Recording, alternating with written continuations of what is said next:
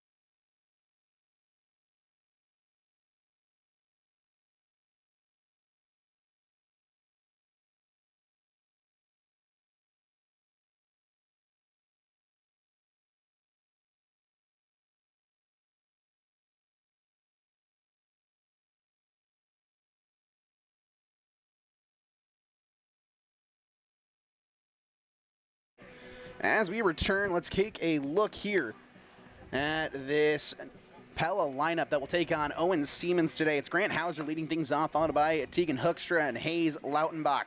Cleaning things up is Zach Dobson, followed by Colt Capon, Tate Van Vark, Carter Gilmer, Harry Lowry, and then the 9-hole hitter is Kevin Alexander. A pretty potent lineup when they want to be, but very streaky hitters, as a 250 average as a team. Coming into this contest, facing off against Owen Siemens, as this one's ripped through the left side and into left field, fielded by Cale Wadley. And it's a leadoff hit on the first pitch, seen by Grant Hauser. Immediately building that consistency. That's what this Pella team really wants to do, especially early on in the game. Get the bats moving, get the guys on base, really get this offense started. As Hoekstra now stands in, the best hitter that these Pella Dutch have to offer. As a 390 average, this one's crushed sky high. This should mind its way out of play, but it will instead stay up as 2 pitches, 2 swings. As this one a foul out. Back behind the plate, and it's Riley Schmidt to take care of things. So we'll look at the Norwalk defense from left to right in the outfield. It's Wadley, Bush, and Wilkening around the horn on the infield. At the hot corner, Jackson Howe takes over for Siemens, the regular third baseman. Up the middle, it is Colton Moore with the cannon for an arm, and Ashton Hans at second. Then at first, Kingston Lamb and Schmidt, as we mentioned, completing the battery with Siemens on the mound.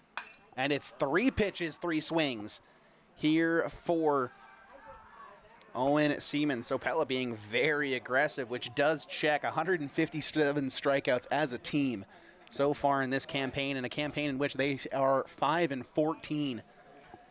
Have struggled in conference play as well, as a win against Newton broke a 4-game losing streak for the Dutch.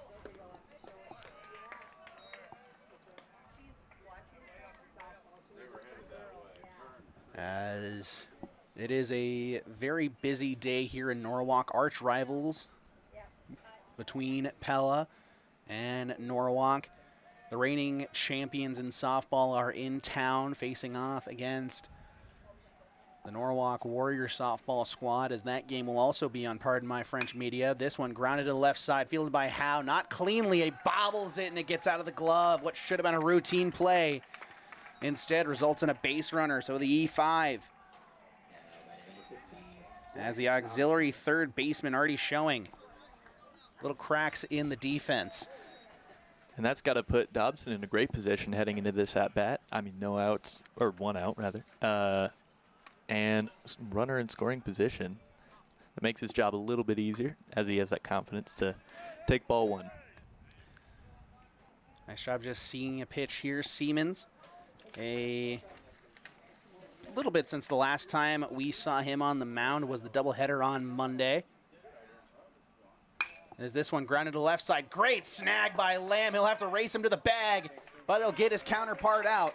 Runners will advance on the 3 unassisted. And now in a bit of a trickier position. Pella here working with 2 outs. As Siemens comes into the game making his 6th start of the year, a 6.26 ERA. No doubt that that is inflated due to an outing he had against DCG, in which these Warriors struggled against the Mustangs. That one finds its way low. A lot of lefties in this lineup for the Pella Dutch, as they're trying to right the ship here against Norwalk. As this one lifted out to left field, giving chase to it is Wadley. He'll put the snag on it, and Siemens has a clean inning irregardless of the hit and error. He'll get out of the jam, and when we come back, we'll have the Norwalk lineup and the Pella defense as Van Vark will take to the mound.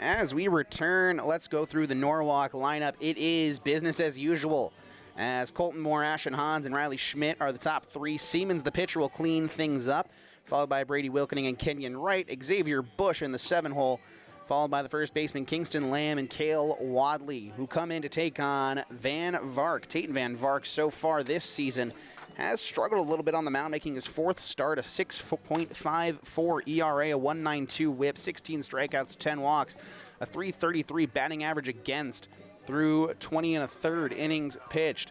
Coach Weedman will make his way over to the third base coach's box as we get the throw down to second from the catcher, Kevin Alexander.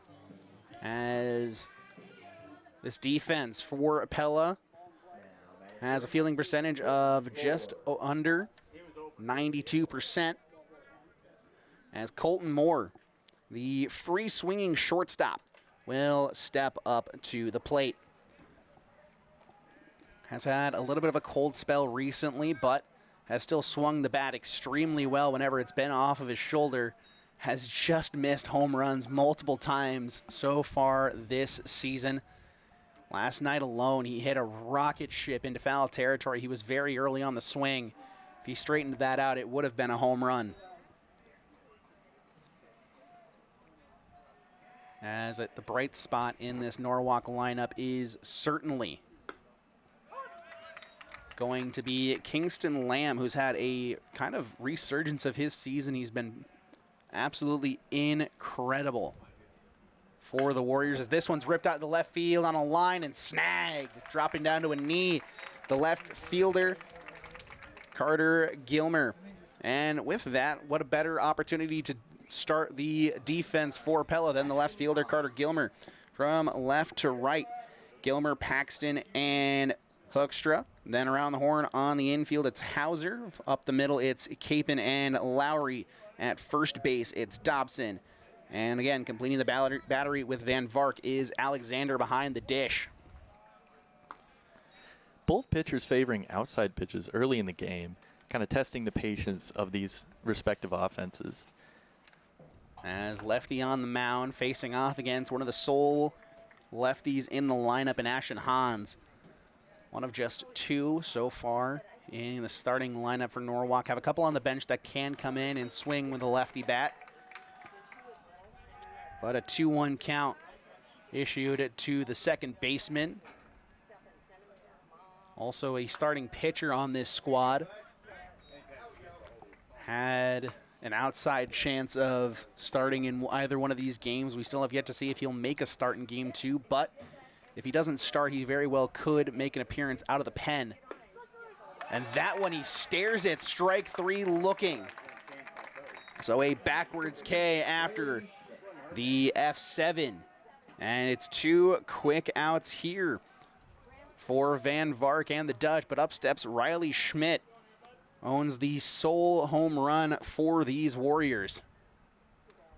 Has yet to hit one in home territory. We've only seen one make its way over the fence here at the new ballpark. And it was hit off the bat of Drake Faltzgraff on Monday night against Bondurant Farrar. The Blue Jays splitting the series with the Warriors, as this one's going to be crushed out to right, but sky high. And that one lands in the glove of the second baseman. Music starts a little early, but it is a pop out to the second baseman. And now we will head to the top half of the second. Zeros on both sides. A clean inning. 1, 2, 3 for Van Vark. When we come back, we'll have the rest of the order for the Pella Dutch here on Pardon My French Media.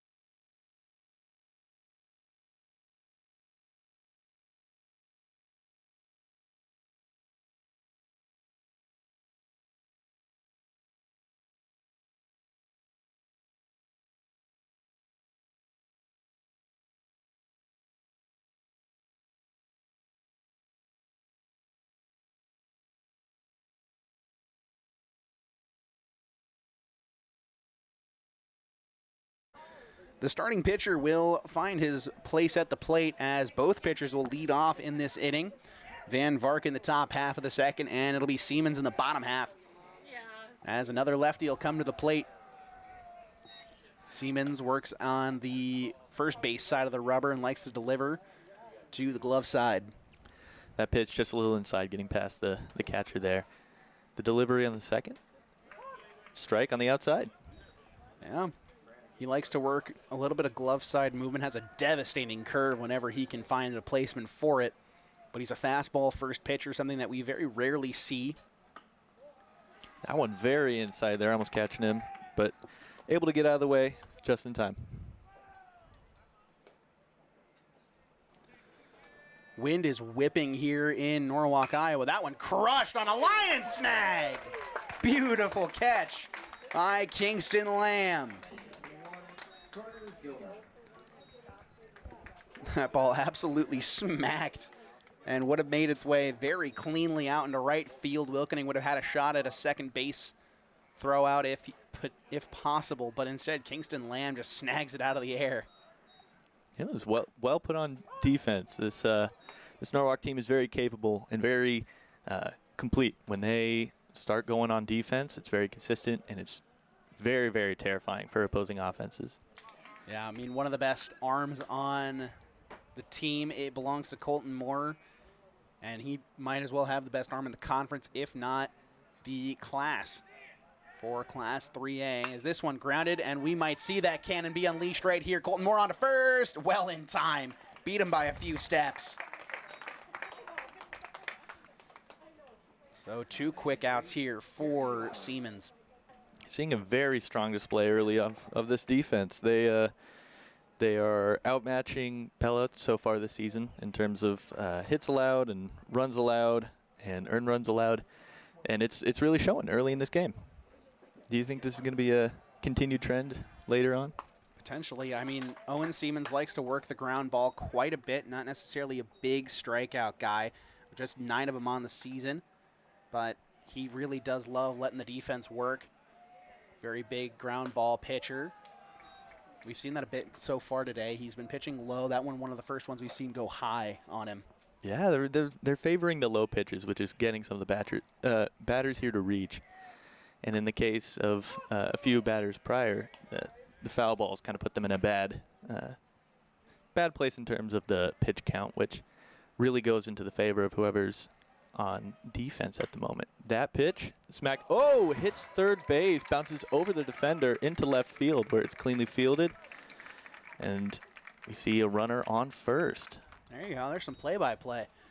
But yeah, no, that one just one of the most unique plays in baseball, ricochet off the base. So clean single here for Harry Lowry. And that'll bring up Kevin Alexander. So we will finish the first time through the order here in this inning. As Siemens now with a runner on will work from the stretch. Soft grounder foul. Will not make its way back into fair territory. Once again, I don't mind Siemens working low here as he loves to do, especially with the wind seemingly blowing straight out to left center. In this case, you kind of want to put the short ball into play. You want to get the Norwalk defense a chance to kind of work the first and second baseline, get those outs on the ground rather than risk anything deeper in terms of offense. As a fastball there, gets the strike call. This one fouled off. Good battle from the catcher, Kevin Alexander. As we'll look to see what Siemens wants to do here, if he tries to extend the zone a little bit, see if he can't get a chase high. Goes high and outside, does not get a chase. As with that 0-2 count, you do have a couple pitches to burn before you start risking a little bit of risky business. That one will run high as well. Maybe took a little bit of something off of it, but just didn't get the drop on it. We see Lowry here with a larger lead than otherwise expected. I think he's trying to get much better start in case this is something that's put into play very quickly. Lowry so far this season 2 for 2 on steal attempts. As that one a drop third strike on to first in time. So it is a strikeout for for Owen Siemens, and when we come back, he will lead off the inning, followed by Wilkening and Wright. It is still 0-0, but Pella 2 hits on the board to Norwalk's none.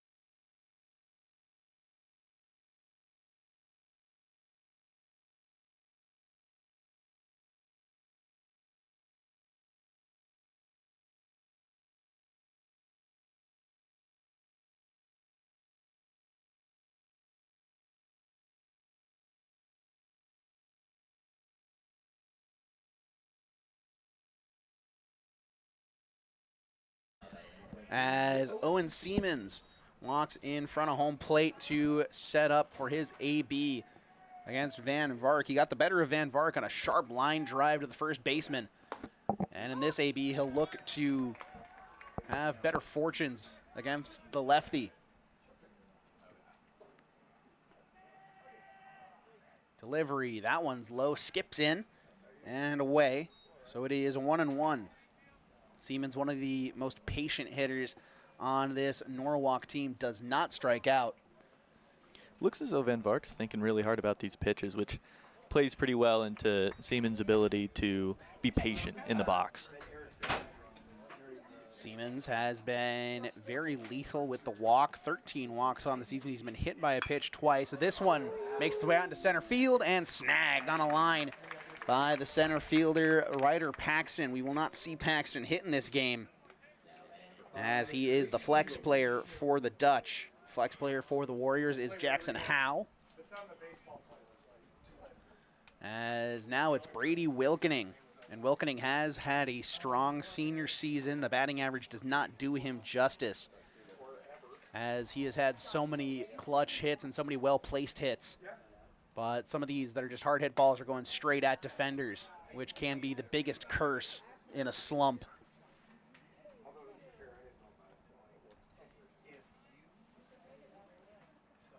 As this one grounded, fielded at short onto first. That'll run high. And Wilkening, just doing his best to protect himself, ends up inadvertently running through the first baseman a little bit. Wilkening considered there turning to run to second, but there was a bounce off the dugout that put that ball right back into the hands of the first baseman. We've seen Norwalk try to get a little aggressive with those at times, and that has punished them. So good job by Wilkening putting the brakes on the infield single. Yeah, there's some discipline there in the base running. That's something that'll build here. As Van Vark will work from the stretch for the first time tonight. And he'll face off against Kenyon Wright, who has also found his stride very well in this offense. Earlier on in the season, he was kind of platooning with a couple other players, Victor Esparza being one of them. But as the season's gone on, he's kind of proved his worth a lot in his senior campaign, a .353 average. So been able to put a lot of these balls in play, and has been the beneficiary of a lot of mistakes from pitching and from infield help. As his .560 on base is one of the team leads. I think among qualified batter, he is the team lead. Trying to get a pick off there. Didn't quite work out, but still holding strong this this base positioning for the Norwalk's offense. I think this is somewhere where we could see their offense kind of take flight, start to build that momentum that makes this team dangerous. Typically, they favor their consistency over the big flashy plays. You mentioned earlier only one home run hit here for the Warriors. But this is something that can build for this team, and it's something to keep watch, just to be cautious of if you're Pella. Nice lean, but taking the pitch all the way was right. And looking at the stats, I noticed something. Kenyon Wright has a higher on-base percentage than some of his teammates have OPS. He has an on-base of 560. Some of his teammates are below the 560 mark, combining both their on-base and their slugging, as this one will find a gap out in left field. This one should bring Wilkening at least over to third. They will send him home. He's rounding third. And the throw will not come in, so it'll be an RBI double for Kenyon Wright. And it's an RBI and the lead for the Norwalk Warriors. And now up steps Xavier Bush. Kenyon Wright, that is third double on the season, just his third extra base hit. So that'll boost his slugging percentage as well. As now up to the plate is Xavier Bush. Bush has been another one that's gotten a lot of unfortunate line drive outs on the infield. A lot of deep fly balls that are able to be tracked down in the outfield. One of the very unlucky hitters in his senior campaign. Just batting 152 on the year. But his defense has more than made up for the unfortunate happenings at the plate. As that one, just a late swing, emergency hack at the plate. Just a little bit eager there. I think he might have misjudged it as it was coming in. Expecting fastball, turns into a changeup. As the delivery. That one lifted out into left center. But again, the outfielder, the center fielder shading that direction. It's a ball that's hit almost the exact same spot as Kenyon Wright. And it's caught instead of landing in there for a gap shot. That's just kind of the misfortune we're talking about some of these players. They get really good contact. They fly a ball out there, but it's directly to a fielder or they're already shading that direction. So Xavier Bush, a fly out to his counterpart in center, brings up Kingston Lamb, our player of the game from last night, thanks to Savvy's Perspective Photography. Fouls that one, but that kind of speaks to Pella's ability to adjust and correct mistakes, and that's a skill that they're definitely developing. And out there in center field, sometimes with the wind, you get a little bit concerned about the placement, but that really played to Pella's favor in terms of where that ball was going to land before it even got hit. And there's a cleaned up inning.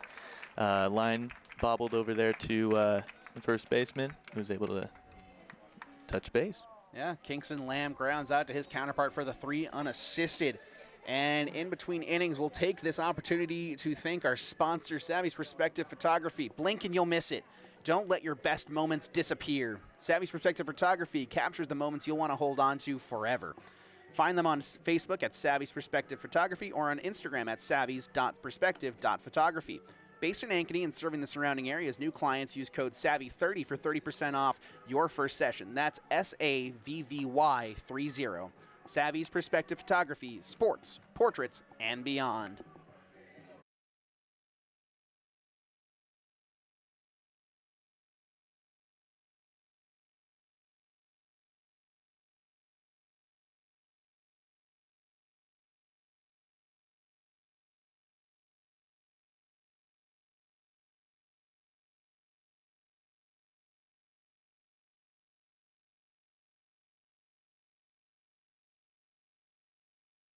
As we come back, top of the order, due up in Grant Hauser, Tegan Hoekstra, and Hayes Lautenbach. As Hauser, a single his first time up, made his way over to second on the throwing error from Jackson Howe. As Siemens begins his second time through the order, and just as aggressive the second time through is Grant Hauser.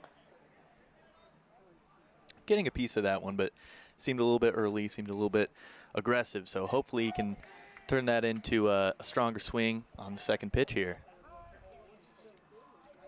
As a quick step out of the batter's box for Hauser allows us to look at the RBI leaders for this squad. Hauser has 13 of them on the season, good for second, as he sits behind the 2-hole hitter Tegan Hoekstra with 20. Hoekstra is the best hitter, as we mentioned before, as this one's going to be fouled back. But Hauser, a 263 average, 394 on base, 386 slug. Good for a 780 OPS. If we're going by major league standards, he's above average in each category. As that one cut on and miss, swing and a miss, strike 3, got him. And there's out number 1 and the second consecutive strikeout for Owen Siemens. As Siemens now working with a lead here in Norwalk, Iowa. As this one's going to be smacked over to Ashton Hans at second. He'll range to his right, throw on to first, in time. No! Ooh. It's in time, but the foot's off the bag. Just barely. The speed of Hoekstra there, that was wildly impressive. The throw was made a little bit quick. It was done hastily because he's running to the bag, and, you know, in those moments, that's when the mistakes happen. So hopefully he doesn't pile on here. As that one will be an error charge to Ashton Hans. The throw took him off the bag. Would have gotten him if it's a better throw.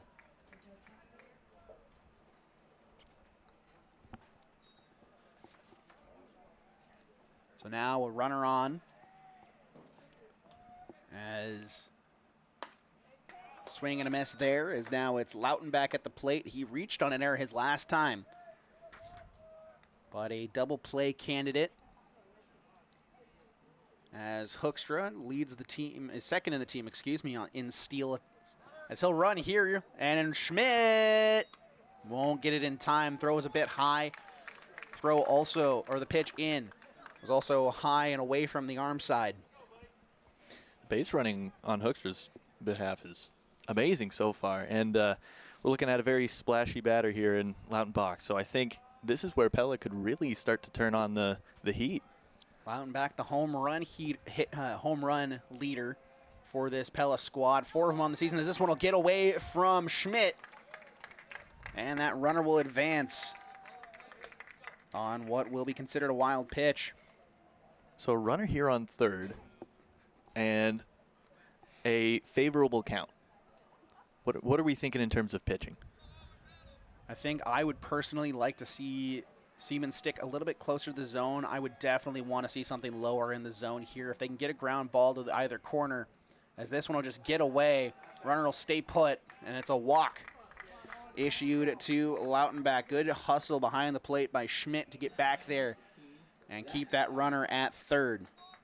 Now, noticeably, this puts a man on first, which also puts this defense in double play territory. Do you think that was intentional? We're working with one out here. It could have been. I don't know exactly what goes through the minds of some of these high school pitchers. I think definitely in that spot he wanted to see if he could get a swing and a miss, as this one's lifted high and into foul territory. But I definitely think that it's on the mind, obviously, but with a runner like Lautenbach, who is 4 for 4 on the year with steals, Dobson now at the plate. Dobson 2 for 2 on steal attempts, so it's not an easy double play either way, as that one an ugly swing and a miss. Foul tip, they'll say.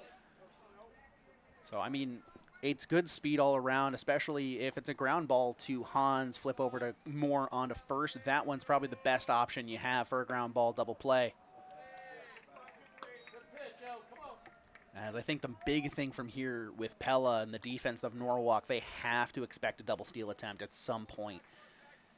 Especially with runners on the corners, they can see Lautenbach try to take off, and then that induces. They will do that here. Swing and a miss. Throw him out. Not in time, but great job by Hans. He cuts it off in front of the plate. He lets him have the bag. Just trying to keep that runner at third and the lead sustained. So it is a stolen base by Lautenbach, and it's a strikeout swinging for Dobson. 3 Ks on the day now for Siemens, as now he'll face off against Capon. Capon, a good runner. Tried to check. No, went around. Ooh, that one on a high pitch. I think he's kind of forcing him outside of the zone, put him into these positions of, like, uncomfortable swings to put that in play for the Norwalk defense here. As that one, a beautiful example of what a pitcher loves to do best. If you can expose a hitter and have him extend the zone early, it gives you so much range to stay high, maybe even go low as he's trying to then drop his zone. You might drop it too far. Yeah, and now the nerves are on Cape, and he's got 2 strikes, 2 outs. Kind of changed the momentum of this inning. 2 in scoring position. Siemens looking to get out of another jam. And this one, a weak grounder back behind the plate. So we'll see the 0-2 again.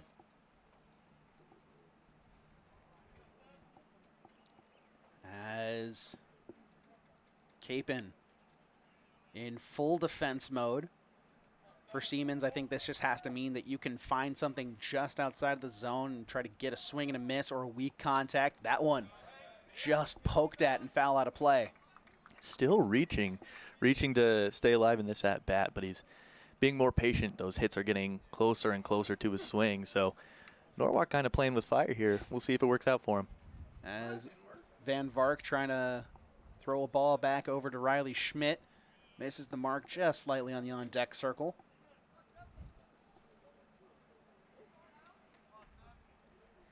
As maybe a little bit of deliberate trying to cool the arm down of Owen Siemens as he's throwing absolute gas. That one will find the zone. Strike 3 staring. Caught him inside. A backwards K to put an end to the inning and put an end to the Pella threat, and that's another jam that Siemens has gotten himself out of. When we come back, it'll be 9-1-2 due up for the Norwalk Warriors in their half of the 3rd inning.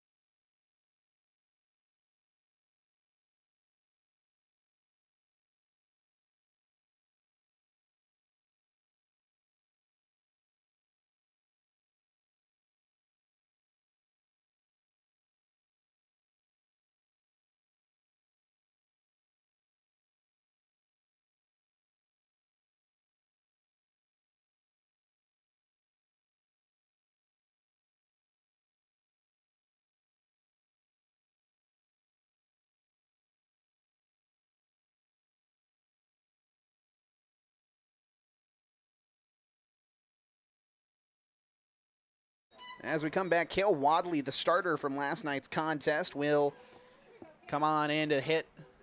As last night he was charged with a no decision and a loss, a 14-13 loss. This one's lifted high into left field, and he'll fly out to his counterpart in left field in Gilmer. So a quick out number 1 here as it is Van Vark trying to work quickly in his half of the inning. Siemens got himself into some trouble, but he did end up striking out the side, just in a bit of out of order.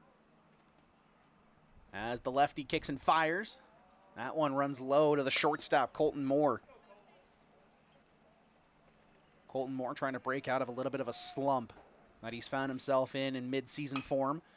And this one grounded over, fielded by the second baseman on to first in time. Good job by the lanky first baseman keeping his foot on the bag.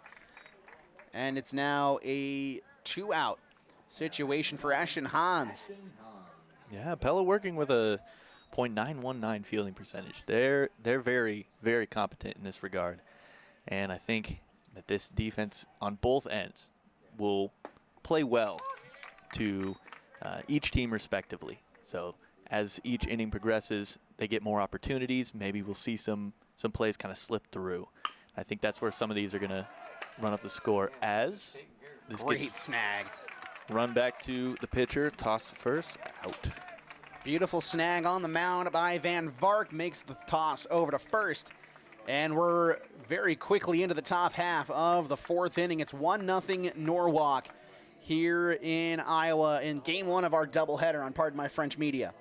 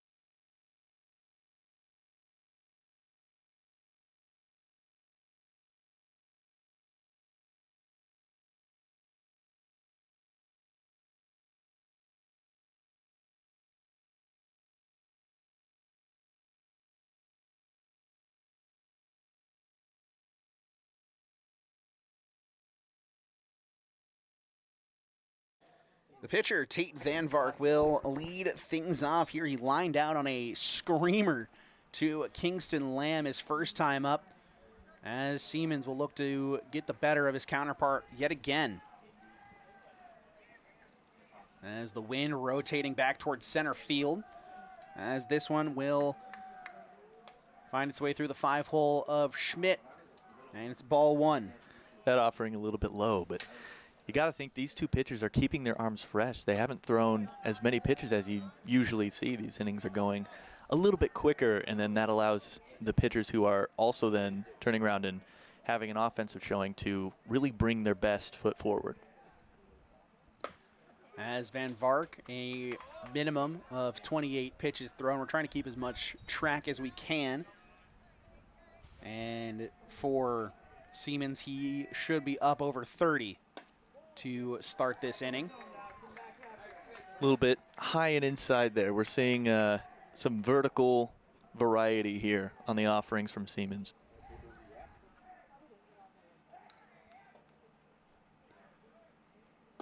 As that one cut on and missed, and that will run the count full. As Siemens trying to dispatch the opposing pitcher. Here's the kick and the fire. That one finds the zone. Strike 3 looking. Back to back, backwards K's going into last inning. And it's 3 straight. Van Vark definitely thought that was going lower than it was. His knees were much more bent than you'd expect. He was thinking it was low and right there in the zone. As that'll bring up Carter Gilmer. Gilmer, a senior. This one's skied high but foul back behind us. As this roster from Pella includes 7 seniors, but a ton of young talent, plenty of sophomores, and a few freshmen bleed in here and there. As Tate Van Vark, the pitcher, is just a sophomore, so plenty of room to improve. As that one a cut and a miss, and the count is now 1-2.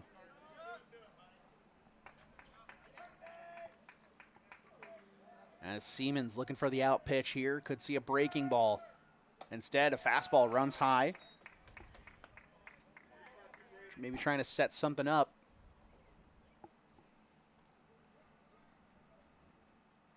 Here's the delivery. That one finds the outside corner. It's 3 straight looking. These third strikes are getting really confusing for the Dutch here. As he's just clipping the outside corners of the strike zone, just barely catching the plate. But it is 3 straight backwards Ks and 4 straight strikeouts overall.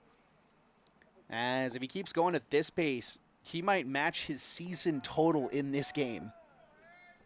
Came into the game with only 9 strikeouts. He currently sits at 6. That one finds the zone, and it's quickly 0-2 to Lowry. The first strike, foul off the top of the bat there.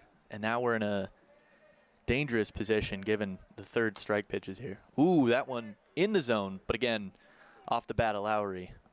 Great foul back by the second baseman. Put an end to the threat of Colton Moore in the bottom half of the third. That one just runs high. Great take. I think Siemens knows he's swinging high. So those higher balls that you're going to see from him are more of a reflection of what he's seeing from the batter. Siemens kicks, fires, doesn't catch the zone again. He's very slowly lowering that pitch until he catches the top of the zone. But when he does, he's going to catch Lowry looking. One day it'll get there. Siemens kicks, fires. That one runs outside, and the count runs full. Great patience from Lowry. Not getting too excited at the plate, not getting too defensive. And now that he's got to throw a strike, there's got to be a lot more discipline behind this throw. I think he's going to take a more concentrated approach as the pitch is delivered. Strike 3. Swing and a miss, strike 3, got him. It is 5 straight strikeouts for Owen Siemens as we head to the bottom of the 4th. 1-0 remains our score. 3, 4, and 5, the heart of the Warrior order when we return.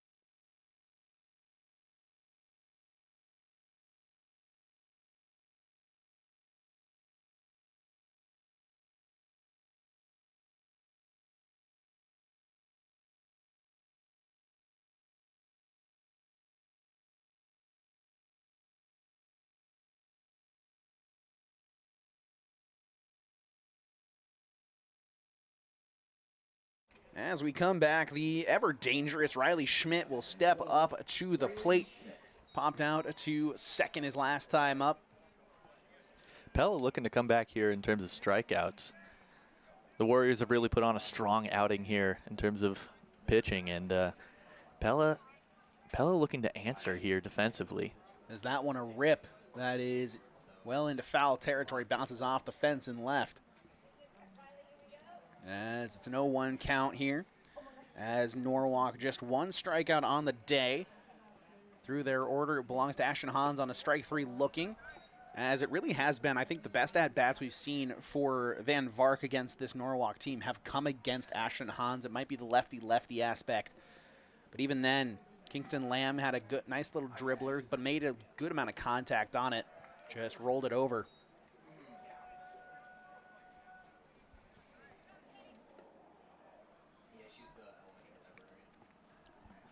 So 2-1 count here to the dangerous catcher. That'll run low, and it's 3-1 here. A monster count and a monster opportunity for Riley Schmidt, especially with the wind blowing out to his pull side. If he can get one in the air, there is a good shot he might be able to put it over, but instead, he'll take his walk. And we'll see a courtesy runner come out to run for him. As it looks like it'll be number 2. That'll be Aiden Walter to come into the game to courtesy run for the catcher. Yeah, Norwalk really looking to close that gap in on-base percentage. This game is really a testament to their discipline. Been very patient at the plate. And this man has led that charge for the Warriors. Owen Siemens. If SGA is a foul merchant, Owen Siemens is a walk merchant. There's no shame in that. No shame at all. It's a phenomenal way. Phenomenal way to get on base and then put your batters in a more confident position, and that's just how you build that offensive confidence. Especially when you have hitters behind you like Brady Wilkening, who have had exceptional ABs with runners on. Xavier Bush, who's had his struggles so far this season, but has also put up some incredible at-bats. And mainly Kenyon Wright, sitting just 2 spots below you. Already an RBI double in today's contest. If Siemens can reach, it'd be 2-on for Wilkening and then Wright. That one a little bit high, just a little bit out of the zone. And this is kind of the spot where the patience and the eye come into play for Owen Siemens. Van Vark, runner goes, swing and a miss. Strike him out, not going to be able to throw him out. The throw had the distance, was just a little bit horizontally off, favoring the second base side. Good timing on it as well, just missed. And now Wilkening with a runner in scoring position will step up to the plate. He singled, came around to score on the RBI double. As Norwalk looking to cash in another runner. As trying to deke the pick. as Wilkening takes ball one. Trying to find something here. Right side of the infield is wide open. If he can get one that he can go oppo. That'll run inside, catches the zone. Van Vark really not wanting him to take advantage of the position you were just mentioning. That pitch inside kind of forces that swing to either be ahead or foul. Some smart pitching here. Van Vark fires. That one runs outside, but just too far outside. Nothing for Wilkening to do at it.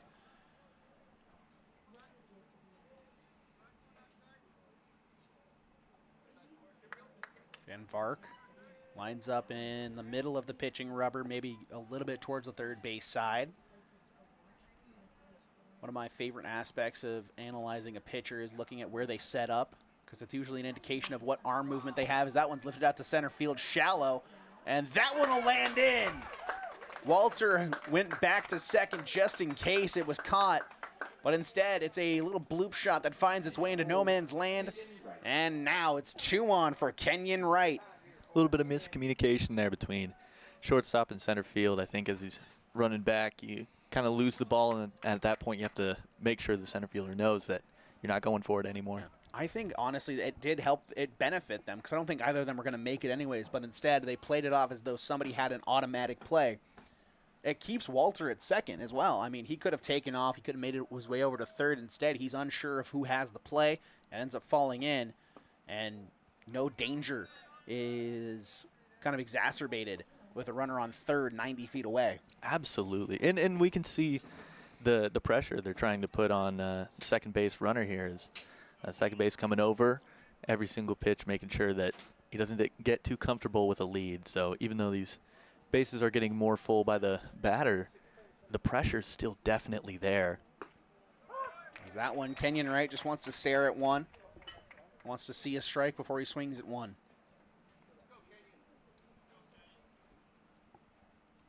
Again, Kenyon Wright has been one of the biggest success stories of the season. Was in a rotational spot and has found his way into the everyday lineup. This one fouled off behind the plate.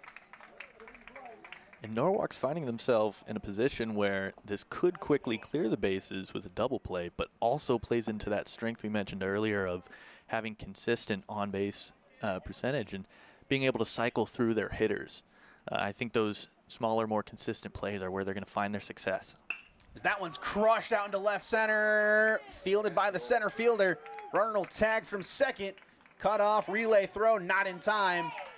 And Wilkening almost took a step off first to see if he could bait that throw. Yeah, and a sac fly to advance the runner puts the Warriors in a great position. As now it's runners on the corners for Xavier Bush. He has been very good with runners in scoring position this season. Just needs to find something to get through a gap. Could find a ground ball up the middle that'll score at least one. Instead, he'll fly one straight up. Going back on it, everyone is converging. And the center fielder puts the squeeze on it. Van Vark gets out of a jam of his own. And we'll head to the top half of the fifth inning. As for Pella, it'll be 9-1-2, but as we wait between innings, we'll take another moment to thank our sponsor, Blink and You'll Miss It. Don't let your best moments disappear. Savvy's Perspective Photography captures the moments you'll want to hold on to forever. Find them on Facebook at Savvy's Perspective Photography or on Instagram at savvys.perspective.photography. Based in Ankeny and serving the surrounding areas, new clients use code SAVVY30 for 30% off your first session. That's SAVVY30. Savvy's Perspective Photography, sports, portraits, and beyond.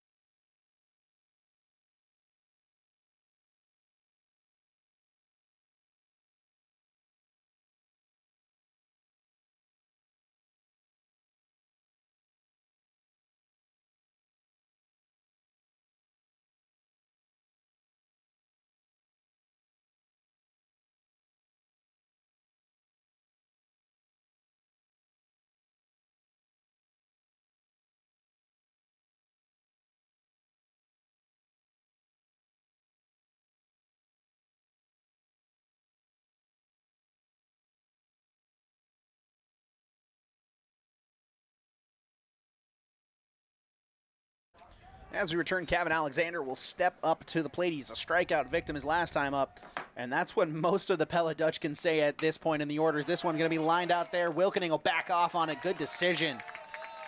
Dropped quick into right field. As I think a lot of that was also based on something that happened last night.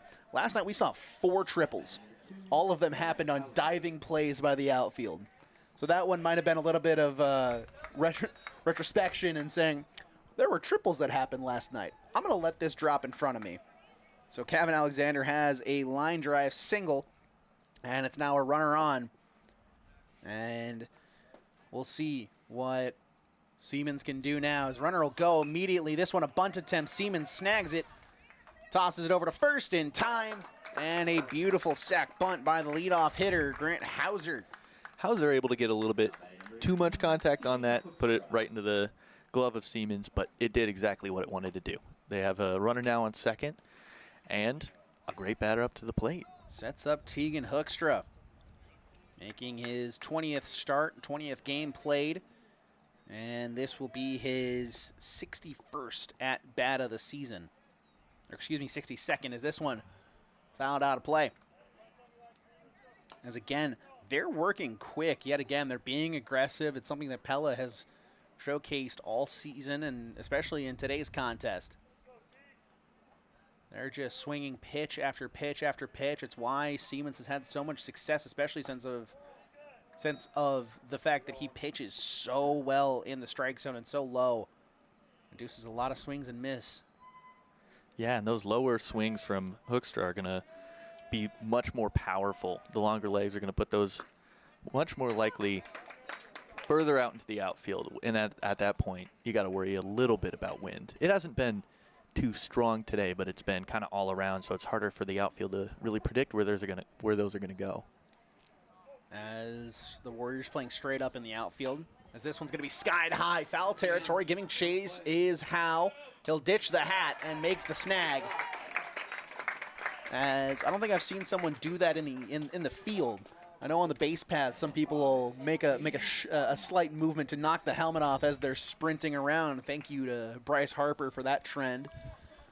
But I haven't really seen it in the field of a third baseman or somebody in foul territory running to make a play and knocking the hat off.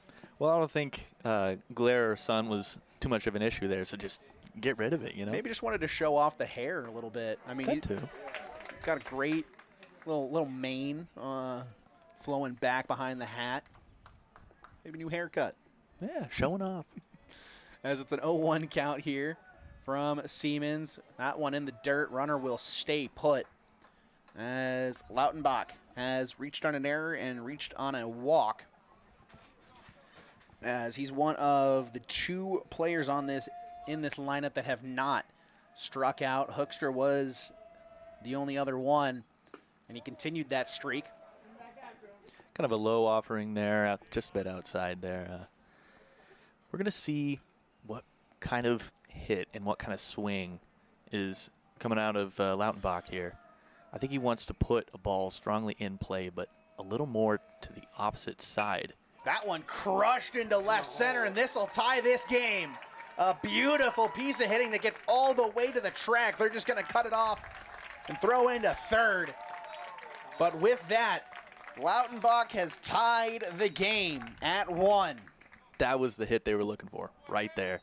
Absolutely, it was hit strong, cut straight through the wind. As now with another runner on second, they just swap places and 2 outs. What can Siemens do to get out of the inning, only allowing 1? That one lifted high, but Bush went back on it initially, comes back forward, and makes the snag. So it's an RBI double for Hayes Lautenbach to tie this game up at 1. When we come back, it's 7, 8, and 9 due up for the Warriors as they look to retake the lead in a 1-1 contest.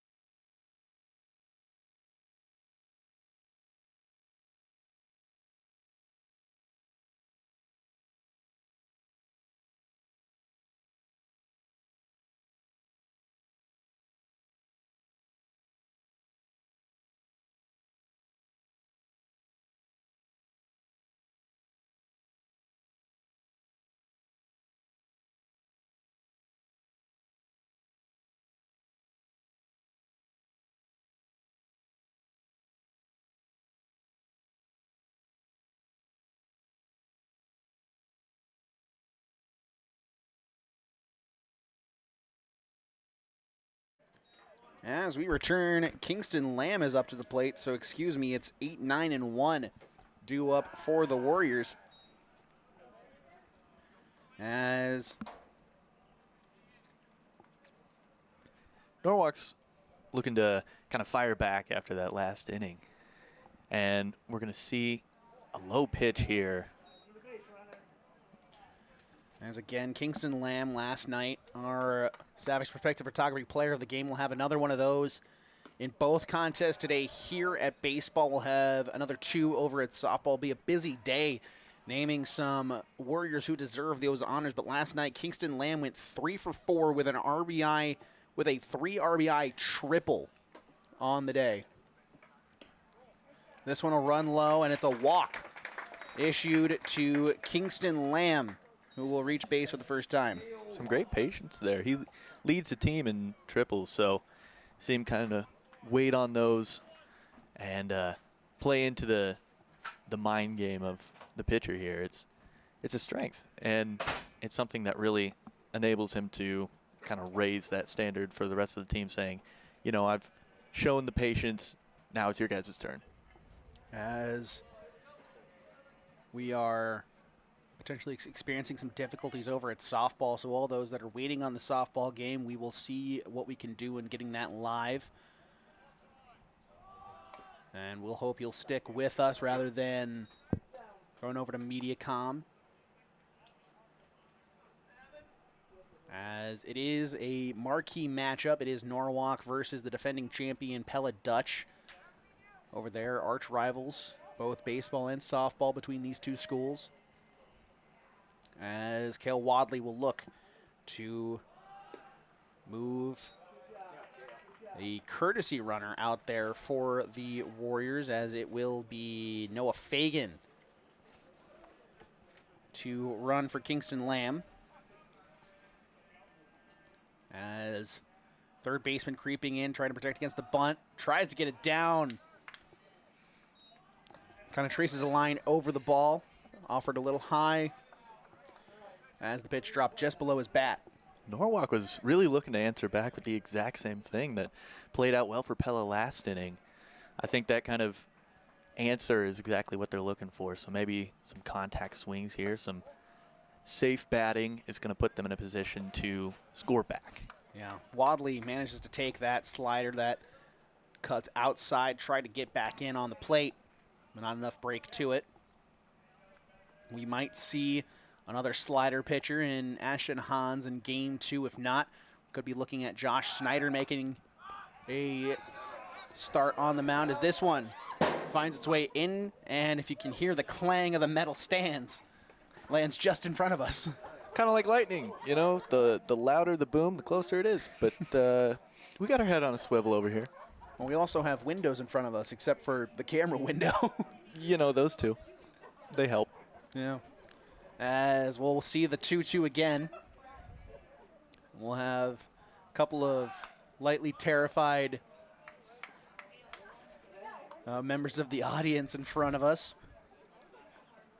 As this one, a foul ball that almost came right back to them again. It was heading the same direction, just caught the net this time a little bit lower, so that pitch delivery was a little bit higher and the swing was a little bit lower, I think. I think Kingston Lamb's just trying to give some souvenirs to Yeah. the audience. Yep, some gifts. As now he'll try to advance this runner. Pickoff attempt. Good move, but runner wasn't too far off. No, you had to see that attempt coming, because on the past 2 fouls, we had a run attempt or a steal attempt, which means that they know he's going for it, and they kind of, as a response, have to cut the lead. This one grounded back up the middle. Snag, but not cleanly. Throw on to first. Not in time. Wadley hustles down the line, and it'll be an infield single for the 9-hole hitter to set up the top of the order.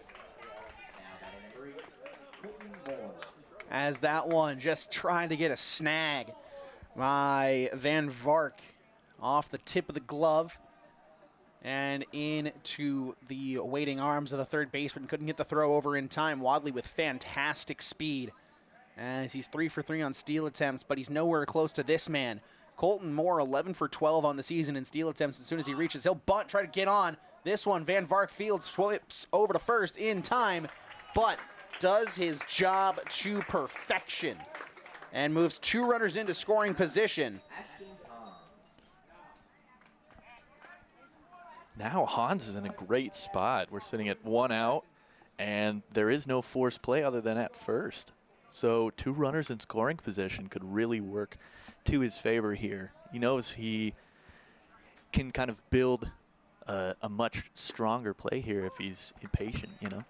As we do have the softball stream up now, so if any of you were waiting on that here in the YouTube audience, please, you can make your way over as we're in the top of the second inning. Norwalk leads 1-0, 2-1 for the Pella Dutch, though, with nobody out. As that game, just a little bit behind ours, started a bit later than ours as well, as that is typical for what our stream setup looks like. Yeah, feel free to check it out. We won't be hurt. As runners advance on the bunt. This one laid down, no play at home. Nobody was covering first, and nobody is covering first. The throw is in time, but his foot was never on the bag. So Ashton Hans gets an infield single that scores a run, and Norwalk has retaken this lead. The double steal attempt on a bunt, an aggressive call by the Warriors, results in a run scored and still only 1 out.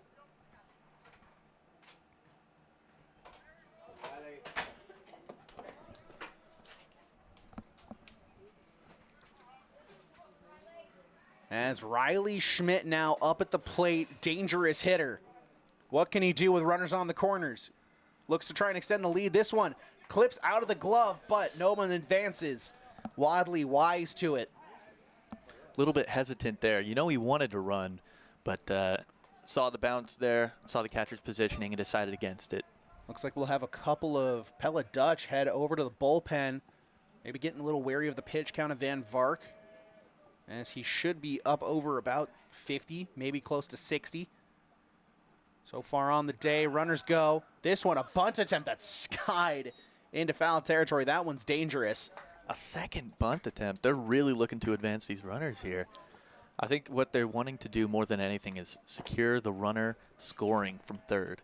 I think in Norwalk's eyes, that point is the most important thing in terms of scoring and advancing this inning. Yeah, the suicide squeeze absolutely in order. As that one's crushed out in the left field, and that one will drop and it will score the run. So there we go. There's the insurance run, and it's 2 on the board for Norwalk with 1 out. Runners on first and second. What a hit. Absolutely leveled. Straight over to left field, dropped cleanly, and the runners just stormed in. As a courtesy runner will come on, and we will have a meeting on the mound. This could be day done for Van Vark. Could also just be a regular meeting between him and Coach Jesse Jablonski for the Pella Dutch. While that happens, Coach Weedman will come over and have a conversation with his hitter and also talk with his runners on base. Courtesy runner over at first should be, and it is Aiden Walter. As Siemens looking for a hack here.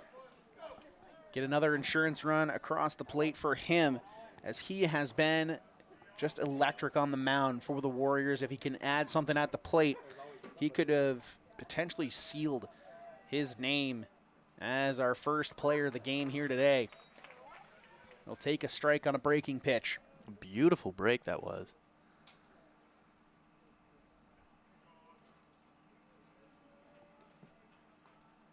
As Van Vark in a bit of trouble, has already allowed 2 to come across. That one lifted out into left field on a line, over the head of the left fielder.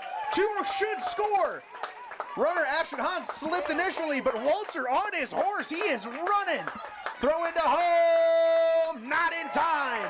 It is a 2-run double for Owen Siemens. Gilmer misjudged the hit. He went shy on the infield. It went over his head, and the runners took advantage of it. They saw that and just sprinted, and now this lead is getting out of control. The Dutch are kind of scrambling for answers, and we see some hesitation on the continuance of Van Vark here. As Keelan Selby will stand in. Courtesy run here for the pitcher, Owen Siemens, as we'll have a meeting between Coach Jablonski and the umpires.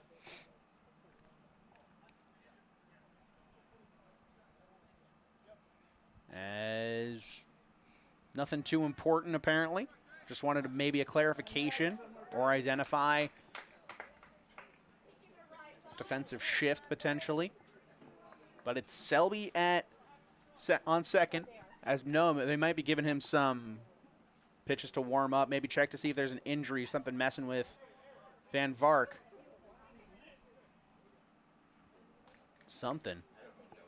They're buying time for the bullpen. Yeah. In case you didn't hear, our engineer Gary French making a prediction, buying time for the bullpen. As we could very well see this being the last hitter that Van Vark faces if he gets the out, and already almost halfway down the baseline was Selby before retreating back. Thought it kicked away a little bit more than it did, but left him plenty of time to scramble back. This is a smart decision by Selby. I think that throw would have been there to the third baseman on time. So that throw either would have gotten to the third baseman, he would have been out by a mile, or it sails. As that one ripped down the line and fair! And Wilkening has an RBI hit at the minimum. He's got at least a double. And he'll hold there. Another score here for the Warriors. And I think this is where you have to draw the line. I believe Van Vark might be done after that. They'll make the call to the pen. As here comes Coach Jablonski, and Van Vark has a crooked number put up on him in the fifth. It's 5 runs that have come across to score with Kenyon Wright up at the plate. When we come back, we'll have a new pitcher on the mound. We'll also get the line score at least as much as we can for Van Vark here in this contest. 6-1 Norwalk over the Pella Dutch.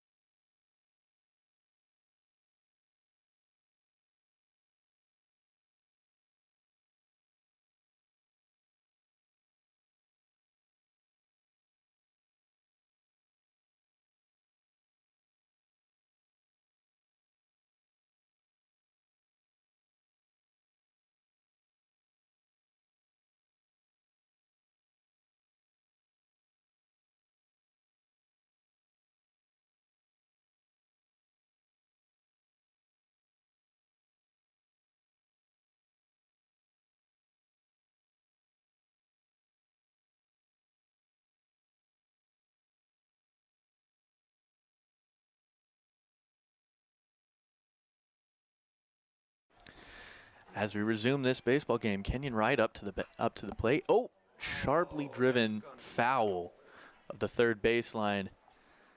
Getting ahead of the count here. We have a brand new pitcher just this inning.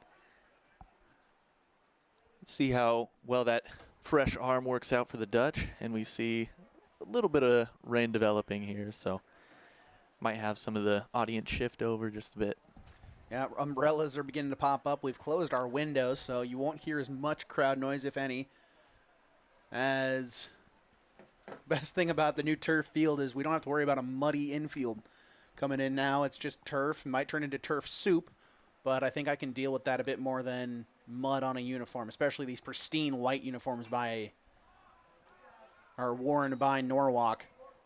As Luke over there parked his truck in foul territory, just just directly in the line of fire. Just, keeping a cautious eye on it. You also picked a spot that you can see it exactly where it is, just in case you have a windshield you have to go fix later. Well, you have to go point that out to the back. As that one skied high, put a snag on by the first baseman. And that's out number 2 of the inning. As the first out came on a sacrifice bunt from Colton Moore, as trying to put together the line. Yeah, 2 outs play at first here for the Dutch, and I think that kind of killed the momentum, that stoppage in play, and that plays really well to the defense of Pella here. They needed that reset, that kind of mental break to put them back in this game. As it is a 0-1 count here, as the unofficial line for Van Vark, as he is responsible for the runner on second. 4 1/3 innings pitched, 8 hits allowed, 2 strikeouts, 2 walks, a minimum of 6 runs allowed. All of them will be earned, but it could turn into 7 runs allowed, all of them earned. Yeah, and we see Pella just a little bit above Norwalk in terms of ERA. Their earned run average is 6.41, which is kind of putting them at a disadvantage in terms of being able to deal with some of these teams and more consistent batters. But they're able to clean up the bases there as we head further into this game. As it is going to be a game of inches now, as talking about rain. See how flooded this field gets, as Siemens will retake the mound. And we will come back as it is 6-1 Norwalk, the official line for Van Vark as he exits. He exits in line for the loss. 4 1/3, 6 runs, all of them allowed, 8 hits, 2 strikeouts, 2 walks on his line.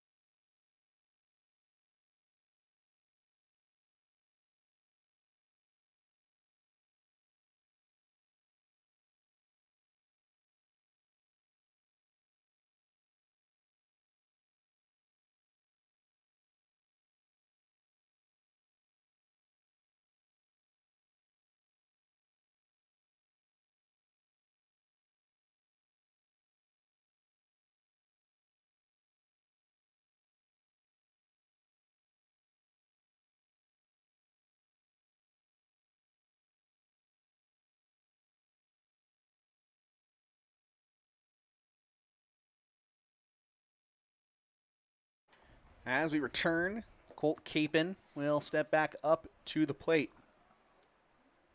A strikeout-looking victim. His last time up, he'll fly this foul out of play as Siemens will retake to the mound as he is sitting on 7 strikeouts on the day. He entered the game with 9 on the season. We're keeping an eye on that because he may do something quite impossible and match his season total in one game, double his strikeout numbers. Is that one a throwback? Goes off the bat on the 1-2 count here to the shortstop. Capon showing some patience here, seeing that inside pitch almost getting a little too close for comfort on his elbow, then an outside pitch, being smart enough to show discipline on both again there. That one inside, building up a count that kind of bounces him back. He was in a rough spot. Now he's really battling here as we develop this count. This one, a sharp grounder. Hans squirts away from him, gets over. Not in time. It'll get away as well, but Schmidt, great job backing it up. And they'll have the runner dive back into first. It'll get away again, but Hans there to back it up. Runner first rounded towards second. As that would have been a tough play either way. I think I'll give a hit on that one on the infield for Capon. Capon looked to run past the bag and almost considered running to second, which when he crosses that line means he has to get back to first without being tagged. So that throw back with some urgency was in order to respond to his potential to run. So I think that was a little bit of caution on the behalf of the Warriors there, making sure he doesn't do anything more. As Taven Plotty, the new pitcher, will stay in the game to hit.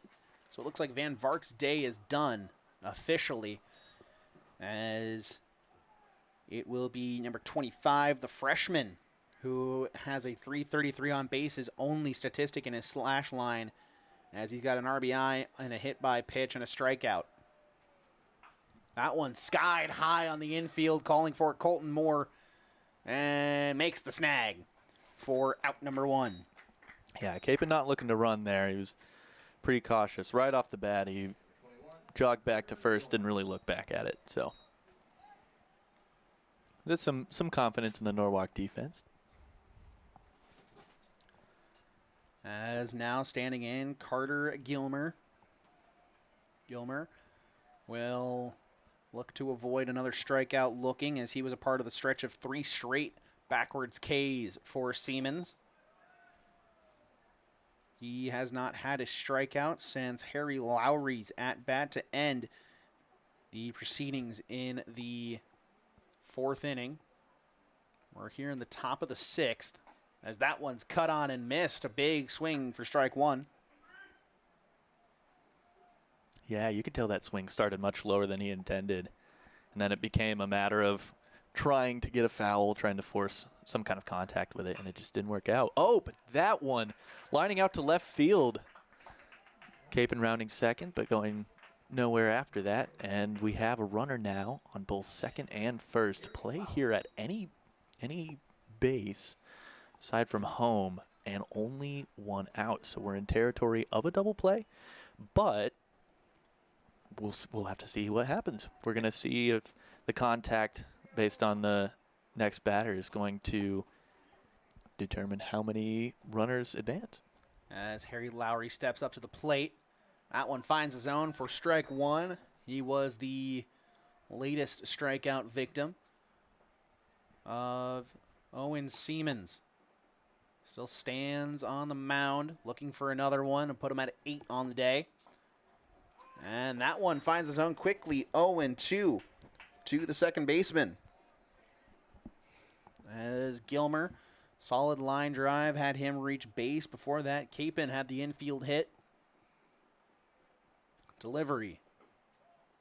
That one runs outside and low, 1-2. As so far, just 6 hits allowed by Owen Siemens. Is that one a big cut and a miss? Strike 3, got him. And so it's back-to-back strikeouts for Lowry, and the total is at 8 for Siemens. We'll have a quick time for Colton Moore as he'll try to lace up the cleats.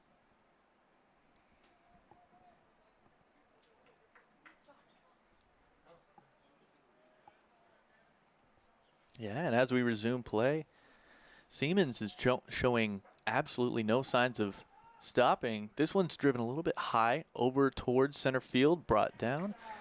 Came down with it in center field there. We got definitely carried by the wind. Yeah, Wadley cleaning up there. As Xavier Bush will put the squeeze on it in center, we will head to the bottom of the 6th. It's 8-9-1 due up for the Warriors, as Plotty will retake to the mound here in Norwalk, Iowa.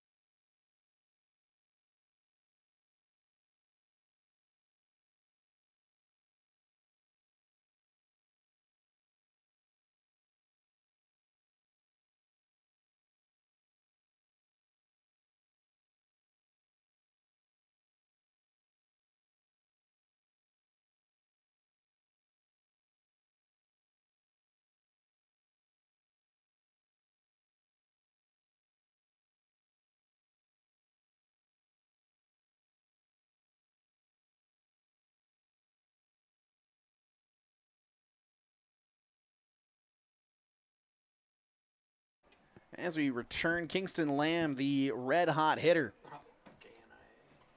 for the Norwalk Warriors offense. Hey, you trying to get dry? Will stand in. That one. Cut on and foul tipped. 0-1 now. As Kingston Lamb, one of the only other lefties in the lineup for the Norwalk Warriors, joining Ashton Hans. Versus a lineup that has almost exclusively lefties in the Pella Dutch. That one a big cut and a miss. Lamb typically looking to score larger hits. So we're looking at triples. We're looking at how open the outfield is. You can see him kind of surveying that, and then that leads into the swing. So a lot of power here is kind of directed, and I think that's where his strength lies as a hitter. As the delivery, that one fouled off. Well off to the left, out of play. Looks like he wasn't too keen on that one. The swing was a little bit slower there. Just wanted to make sure he got some piece of it. As Lamb with a 1-2. Takes that one outside. Runs a bit high on him. As we've had some brave souls stick it out through the rain here, as some of them just kind of lounging in lawn chairs and taking the brunt of the weather. That one will run outside, won't get the call. So the count is now full.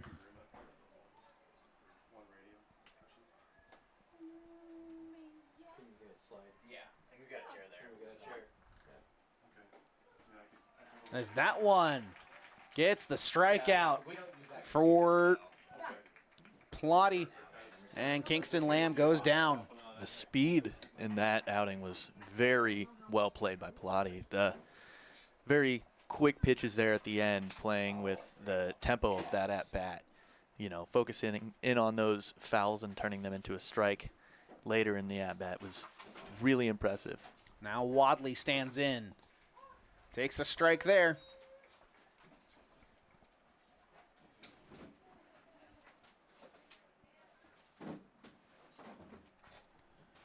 As looking.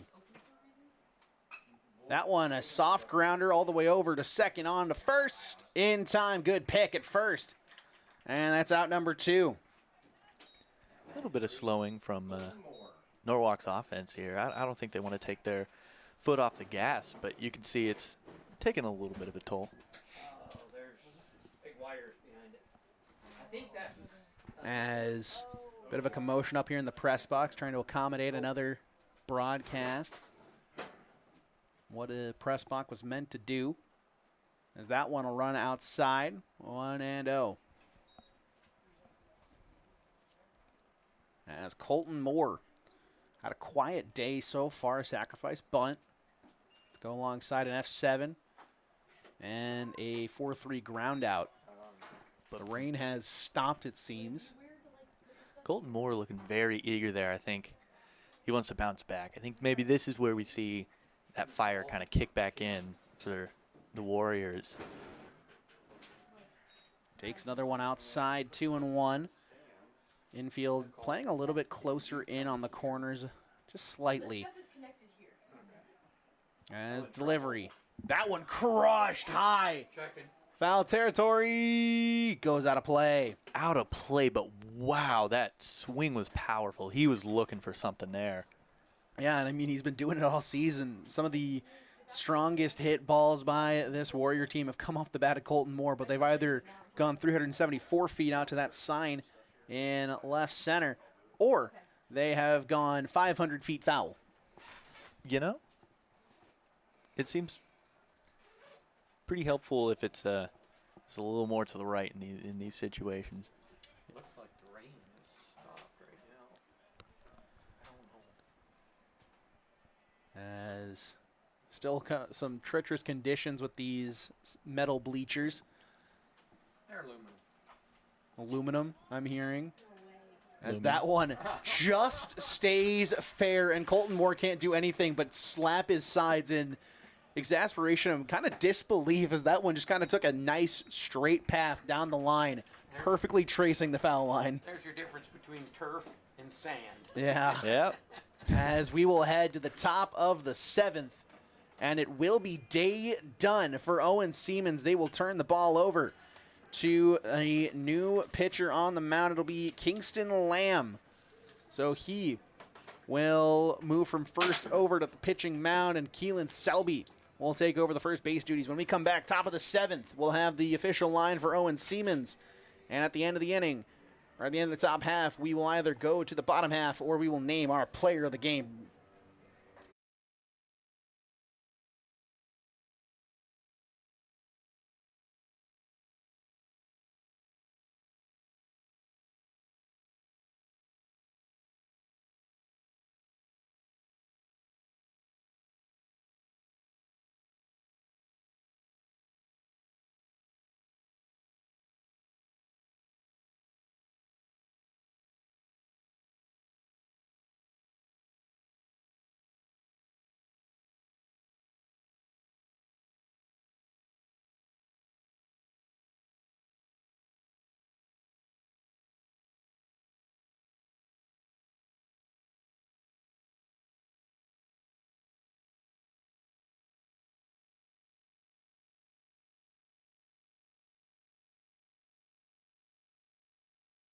As we return, it's 1, 2, 3 in the Pella order to take on the new pitcher, Kingston Lamb. Lamb, so far this season, boasts a 4.72 ERA, 173 whip with a 200 batting average against. Hill will pump a strike in there. 0-1. We take a look at Owen Siemens' exceptional day at the office. Here in game 1, 6 innings pitched, 1 run allowed, 6 hits, 8 strikeouts, and 1 walk. He was 1 strikeout away from doubling his season total. From 8 to 9 is this one, fielded by Colton Moore. The cannon unleashed in time. What a toss! He made that throw from shallow left field look like it was child's play. That was a very quick ball out of the glove. As that'll bring up Tegan Hoekstra.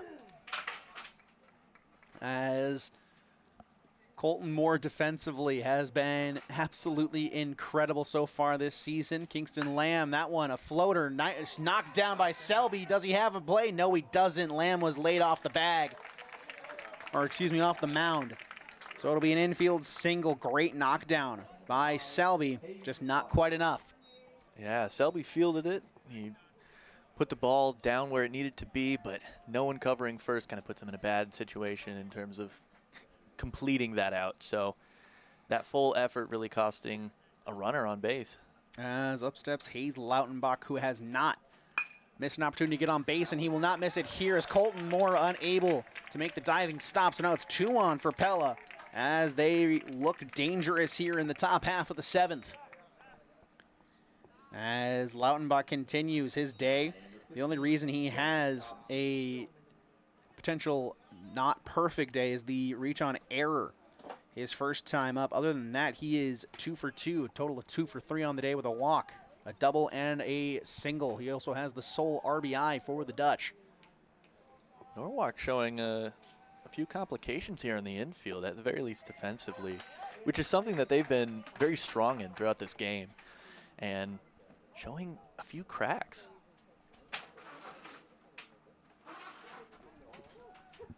As Lamb kicks and fires. That one not quite able to find the zone. 1-1, just missed on the sweep and curve.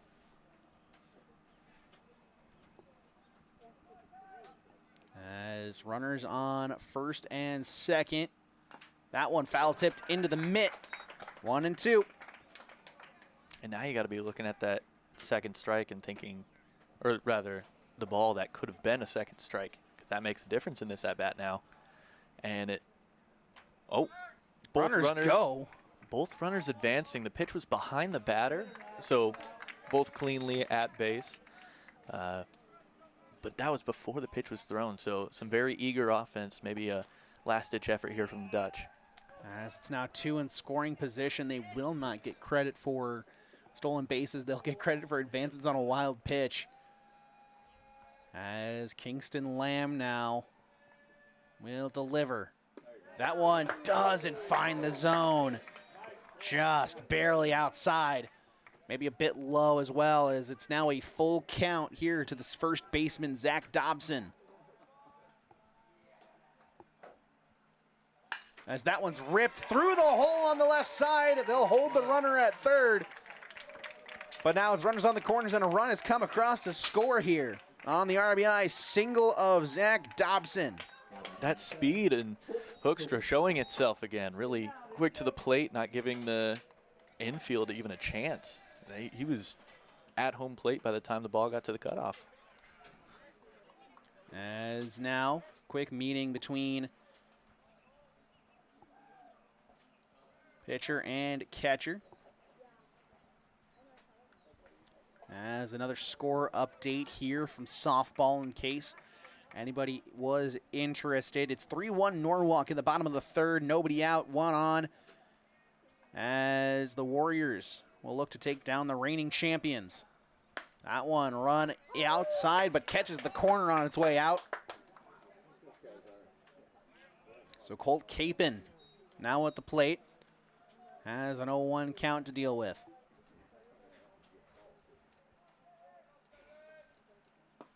That one a sword for strike two, a half-hearted swing attempt. Those are the pitches you want back. And right as the Dutch are starting to pick up the momentum here, we're only looking at one out in terms of their offense, and that score could shrink drastically with a big play here.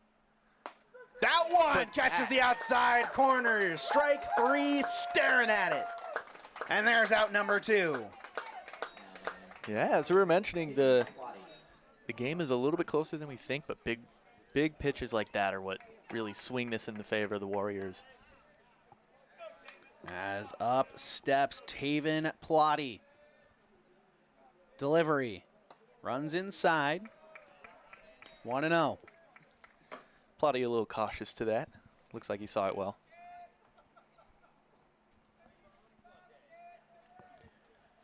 As that one fouled back to the screen, 1-1. Plotty, if the score stays here, will have a pretty simple line score, having given up no runs on the day. Is that one a big cut and a miss? He had no hits allowed, a strikeout, no walks allowed, so came in and did his job beautifully through an inning and 2/3. As Lamb sets on the 1-2. Delivery. That one, a soft liner, snagged by Colton Moore, and that'll put an end to things here in game one. It's a 6-2 Norwalk victory on the arm of Owen Siemens, as he will be named our Savvy's Perspective Photography Player of the Game for game one. His pitching line, 6 innings, 1 run allowed, 6 hits, 8 strikeouts, 1 walk. And with the bat on his shoulder, went 1 for 3, but that hit a 2-run double. And his courtesy runner later came around to score. So Owen Siemens wins Player of the Game here in game one. We'll have game two action. We'll keep the stream live, but for now, if you want, please head over to softball coverage on Pardon My French Media, and when we return, we'll have game two.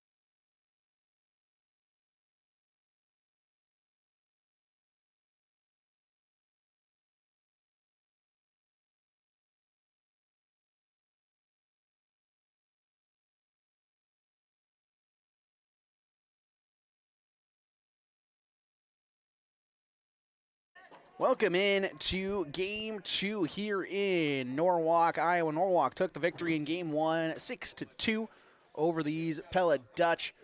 As that one going to be grounded foul for pitch number 1 from Josh Snyder, who takes the mound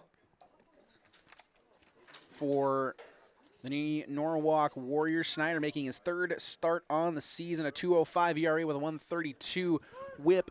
As that one will find the zone, and it's 0-2 now to Grant Hauser, the leadoff hitter. Yet again, Hoekstra sits behind him, followed by Lautenbach. As that one's going to be poked out into left field and down for a base hit in front of Wadley in left.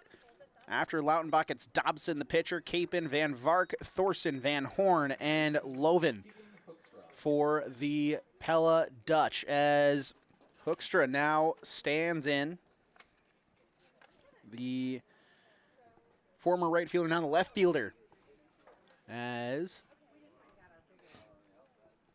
Snyder. That one ripped but foul off to the right. Runner was taking off on his horse, was Hauser. As for the Norwalk defense, it's exactly the same except for one key change at third base and at first. Or excuse me. As from left to right in the outfield, Wadley, Bush, and Wilkening. As that one skied high and snagged in right field by Wilkening. Tried to get a back pick there, and it's unsuccessful. Hoekstra leading the Dutch in terms of most batting categories, but kind of unable to get that one far enough.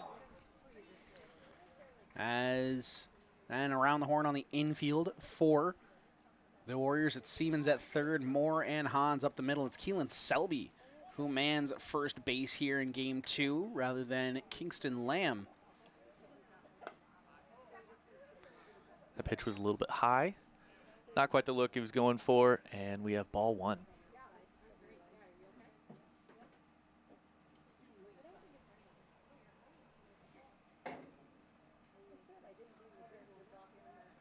The delivery. That one skied high. Selby has a read on it and makes the snag at first. Hauser there being a little bit hesitant on base. Was kind of cautious, very eager right off the bat, but then saw where it was going and kind of backed off. A little bit of smart base running on his behalf. As now it's quickly 2 outs. Came in a little bit low there. As Dobson here will be pitching in Game 2. Let's see how his first batting goes. Dobson, big cut and a miss there.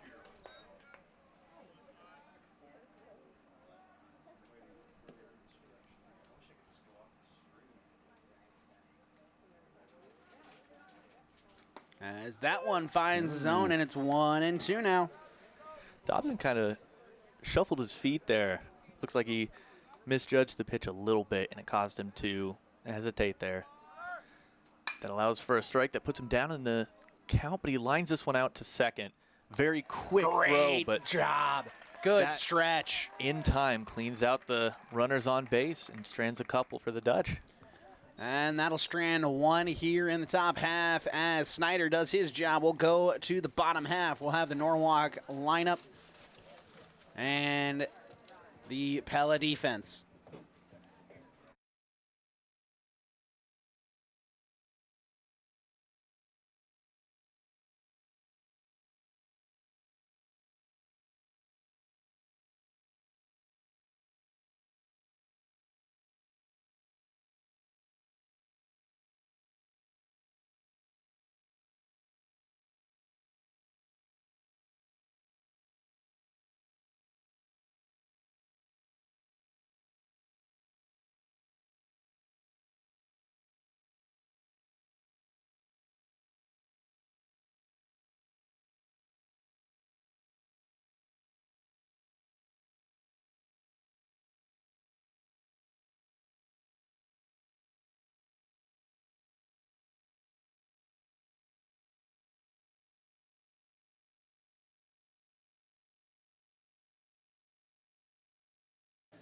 As we return, it is Dobson on the mound, another lefty, to try to carve up this Norwalk lineup. It'll be pretty much business as usual for the Warriors. Moore, Hans, Schmidt, Siemens, Wilkening right, Bush, Selby, and Wadley here for the Norwalk Warriors. Right doing the DHing yet again for Schneider at first, or who is pitching.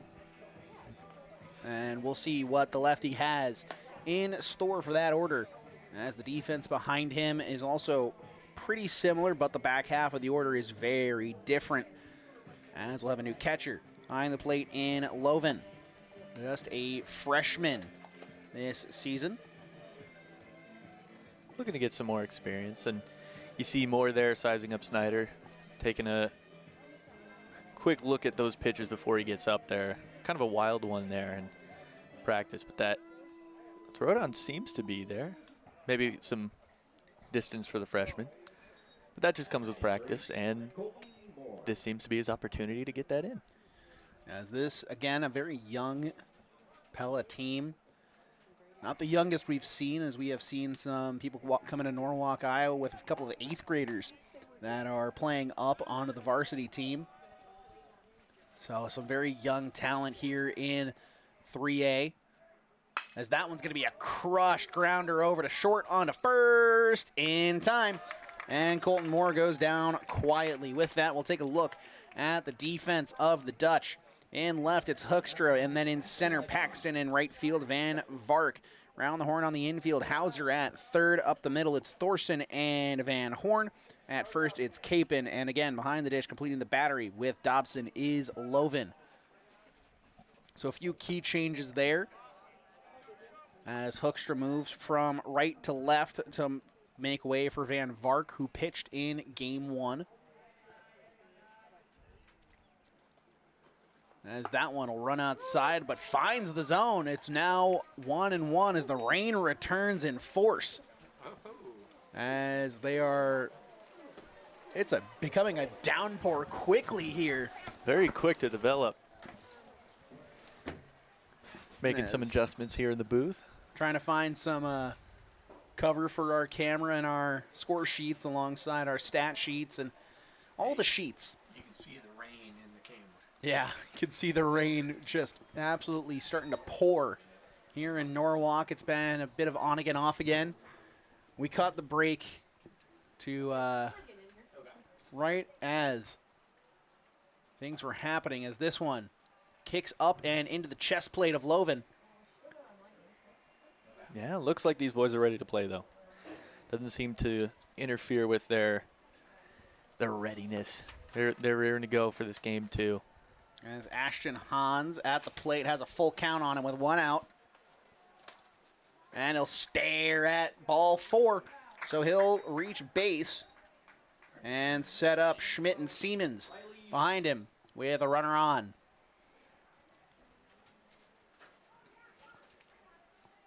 As the rain not really subsiding, but just continue to drop.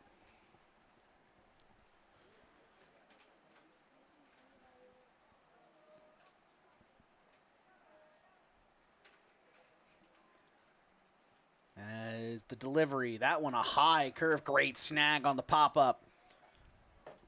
As good pop time behind the plate by the catcher. Yeah, you want to watch the pitches, see if the ball might be getting wet. And Yeah, we'll look for change the that grip. Yeah, the grip from Snyder here might require a lot more concentration, so you might see more control and a little bit of overthinking on these pitches as the ball gets by the catcher there and allowing the runner to advance to second. Yeah, slippery baseball out there, not pleasant for a pitcher. I certainly wouldn't know that in my pitching days. It sucks. It's horrible. I will take your word for it. Trying to throw a curveball when the ball is already slipping out of your hand, add water to that mix. I have thrown so many over into the netting. As it's 3-0 now. Just a bit outside, huh? As we are looking over at softball, Norwalk holds a 4-1 lead, top 6. As The Warriors looking to take a game off the defending champions. This one will run inside and nearly clip Schmidt, but instead he'll take his base on 4 pitches. As it's now runners at first and second. As rain maybe letting up slightly. Can't see it as clearly through the screenless window. Courtesy of Gary French to provide you with as clear of a shot as possible. I don't think anybody's complaining over here, Gary. Yeah. You know I have the money. As Siemens now will stand in. Had an excellent game 1. Went 6 strong innings on the mound. Provided an RBI double, a 2-run double at that. And struck out 8, nearly doubling his season total on the campaign. 1 for 3 in his last at bats. I think he wants to kind of balance that out, make it 2-2 or 2-3 rather. See if he can get more even of a spread in terms of batting average here. Beautiful pitch down the middle, finds the strike zone. As the pitcher Dobson struggling with that a little bit early here. Again, could be due to the rain as it picks up just a little bit more. Feel like we're going to see on again, off again showers for the rest of this contest.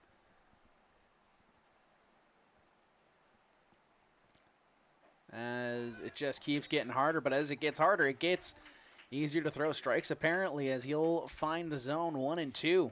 Snyder really playing well through these conditions. And we are lucky enough to have the turf set up and, you know, not have to delay the game because of the rain. But it definitely has an effect on the base running here. And the decisions made by the runners once they get on base and the batter in the box, knowing that those runners are going to be a little more cautious or potentially wary of errors because it's slippery out there. As Anything to do to help? the other We're just our computer issues back in the studio. And the runners take off. It's a walk. Or no, it's not. It's a 3-2, and they're going to say he's safe. Down at third, so a double steal pays off, and it's now a full count. Well, not to bring it to light, but that was pretty slippery. Just overshot the base there, put his foot down, and it went out from under him, but luckily able to secure a hand there on the base before it became an issue. Absolutely. So that one will run inside, and the bases are loaded now for Brady Wilkening. And that is 3 straight walks here for Dobson to start the contest after the ground out by Colton Moore. I think my favorite part of rain games is looking around and seeing what umbrellas you can spot in the crowd. There's one off to our left that is a baseball. Literally just a baseball umbrella. Oh, yeah, it has the right. stitches on it and everything. It's absolutely awesome to see. I might go pick one of those up. Yeah. Off to our right, Callaway Golf sponsored one. Is that one a big cut and a miss? Have one Norwalk one down by the wall. Off to our right as well. Have a Des Moines Register. Have a couple just plain red and blue. Some of the, you know, the beach ball themed ones. Is that one will kick up. Nearly clips Wilkening. I think Wilkening here wants to find a bit of comfort, and I don't think the Pella defense wants him to achieve that because once he does, he's one of the highest run-earning players for the Warriors. He has 15 on the season heading into today, and once he gets going, like that beginning of the drive he just sent foul out to left, he can be a real threat to most defenses, and I think Pella wants to acknowledge that, so they're going to play it cautious, but it's up to them whether or not they can handle the offense that he provides given the count, and especially only 1 out with bases loaded. That one cut on and missed, even if it was a foul tip. It's strike 3, got him.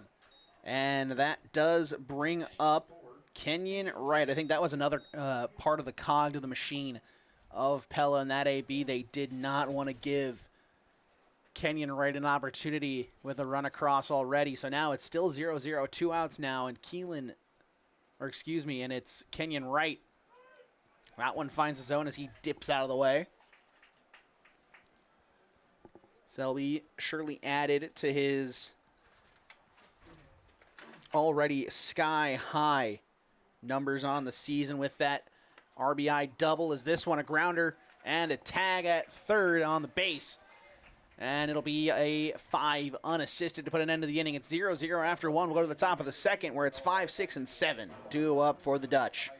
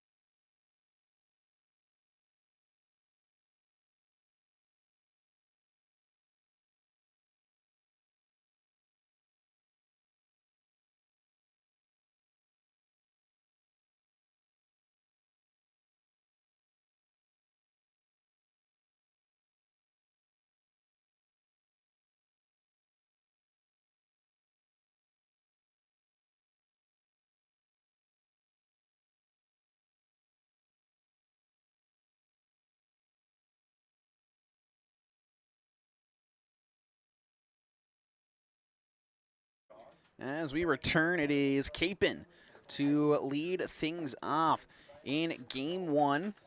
Capon had himself a rough day, 1 for 4, with 2 backwards Ks on his ledger.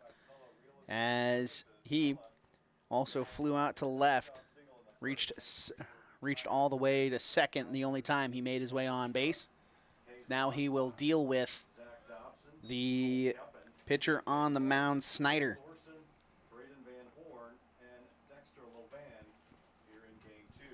As for this one, grounded over, Hans Fields on to first, in time. Decent stretch over there by Selby.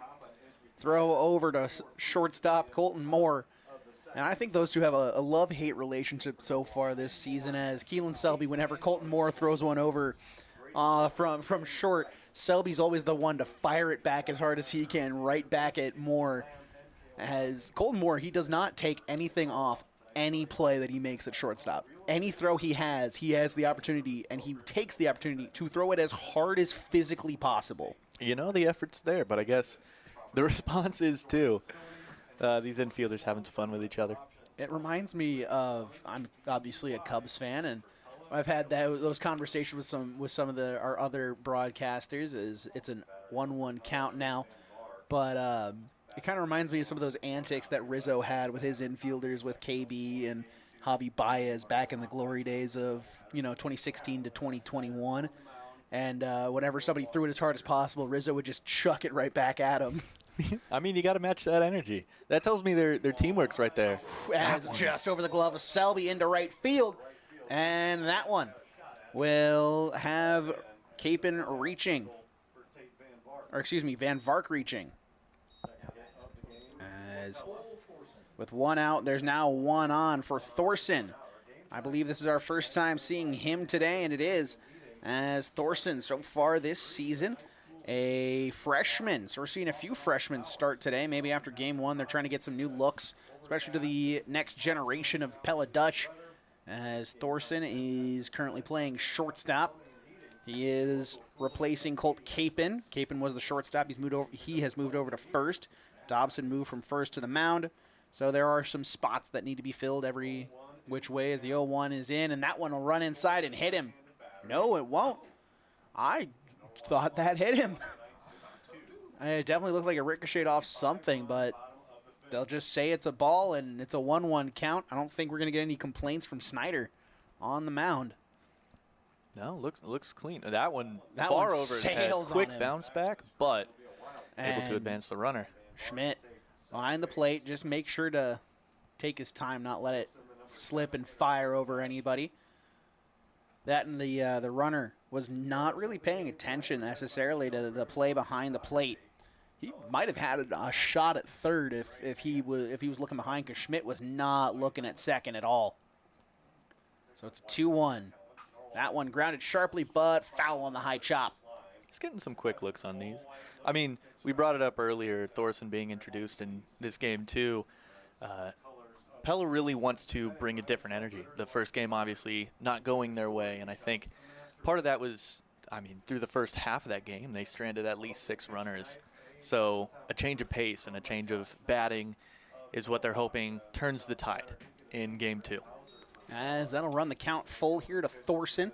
Sitting behind him is Van Horn on deck. Van Horn, wearing the number 24, is a junior so far this season. This will be his first start of the campaign. He's appeared in 9 games, but has yet to start in one. So this one, good opportunity as he'll lose the batter, and it's a walk issued to Thorson. Great take and great at bat from the freshman. As Van Horn steps in, he is yet to record a hit. He's got an on base of 286. As a team, again, Pella is sitting at a 250 on base before game 1. After game 1, it's hard to say, as Siemens doesn't get a great jump on it. Moore ducks under his glove. They're going to send the runner, but Cale Wadley has a cannon, and that runner retreats immediately. That was a smart retreat, though the throw was a little bit low, kind of bobbled by the third baseman there, but unfortunately, if he had run, there's a high potential that would have been a score and put Pella on the board. As now up steps the second freshman of this order so far, and it's Loven. Dexter Loven behind the plate. He's already made a couple contributions back there, saving a couple pitches from going to the backstop. Yeah, these new Pella batters coming into game 2 are really having a strong outing. Bases loaded here. We'll see if the Dutch can capitalize. As that one, Schmidt just misjudged, didn't get the glove to it quite in time. As so far on the season, Loven has 6 hits, 4 singles, 2 doubles, total of 8 bags. But he's got a 396 on base, as he has 14 walks on the season. So his eye is the best quality about him so far in his young career. Something that you don't really see or say about freshmen, as he was the one that signals the run to come across to score. And on the wild pitch, Pella takes the lead 1-0. Drawing first blood in this doubleheader, game 2. Pella playing a lot smarter. They're a lot more calculated, more calm. And that approach is really helping them out here. As again, Loven has such a bright career ahead of him, especially if he's already leading the squad in walks with 14. He's limiting the strikeout numbers to just 8. Which is, as this one, a nice little shot out into right center. That'll plate 2, as he'll have 2 RBIs to add to his total, and that brings him to 7 on the year. As it's an 2-run single. Bases are clear now, as the Dutch not only draw first blood, they have the first crooked number of the game, as Loven will exit and make way for Harry Lowry to courtesy run over there at first. Lowry on the season, 2 for 2 on steal attempts, has scored 13 runs. And we see a stark contrast from game 1. We mentioned earlier Pella being unable to capitalize on putting runners on base. But this game, they've converted bases fully loaded to runner on first and 2 scores. And they're working only 1 out this inning so far. So you got to think this is a strong shift in favor of the Dutch. As Pella has really done so much already this inning, working on another one as the rain looks to be coming back again.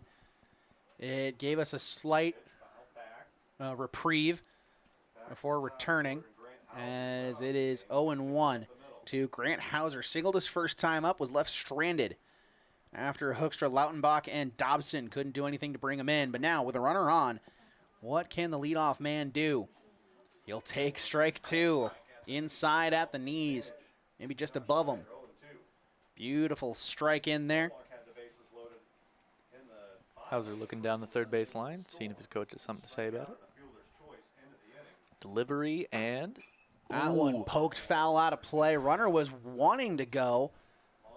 kind of a hesitant swing there. He slammed on the brakes over at first as well. As soon as he saw the eyes of Grant Hauser light up, he slammed on the brakes, retreated immediately back. And he will. This one will be grounded short, but it will have landed either off the foot of Hauser or just behind home plate, and then had enough spin to go back into fair territory. Yeah, but Snyder was there. He's ready for it now. As Snyder, 0-2, one out, runner on first. That one will come in and hit him. We thought we saw a hit by pitch earlier. That one is absolutely one. As game 2 is already getting a little bit out of hand for the Warriors. As Weedman will come out, and that'll already be day done. As Snyder has the plug pulled early in this one, and we'll already have a call to the pen. We'll take a break and get you to the new pitcher and hopefully see the rest of this second inning.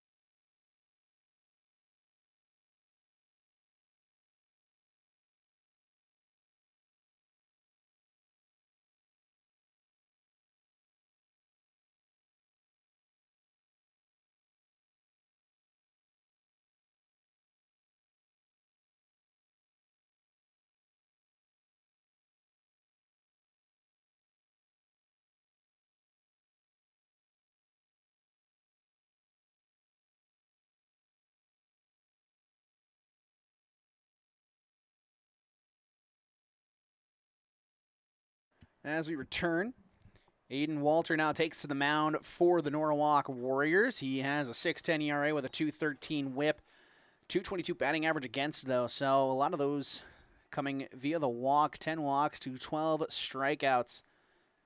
10 runs, 9 of them earned through 10 and a third, making his 6th appearance on the season. This one's flied out to right, snagged by Wilkening. Runner will go. Colton Moore's got a cannon. He might have him. That's so close. But instead, it just slips out of the glove of Siemens. As Colton Moore, as a cutoff man, has to be terrifying for any base runner that faces off against him. As looking at Snyder's final line, we don't quite have it yet, but it will be at least 3 runs allowed. 2 of them will have been earned. 4 hits, no strikeouts, 1 walk through an inning and a third. As that one's crushed out to left field, that'll be hooking foul.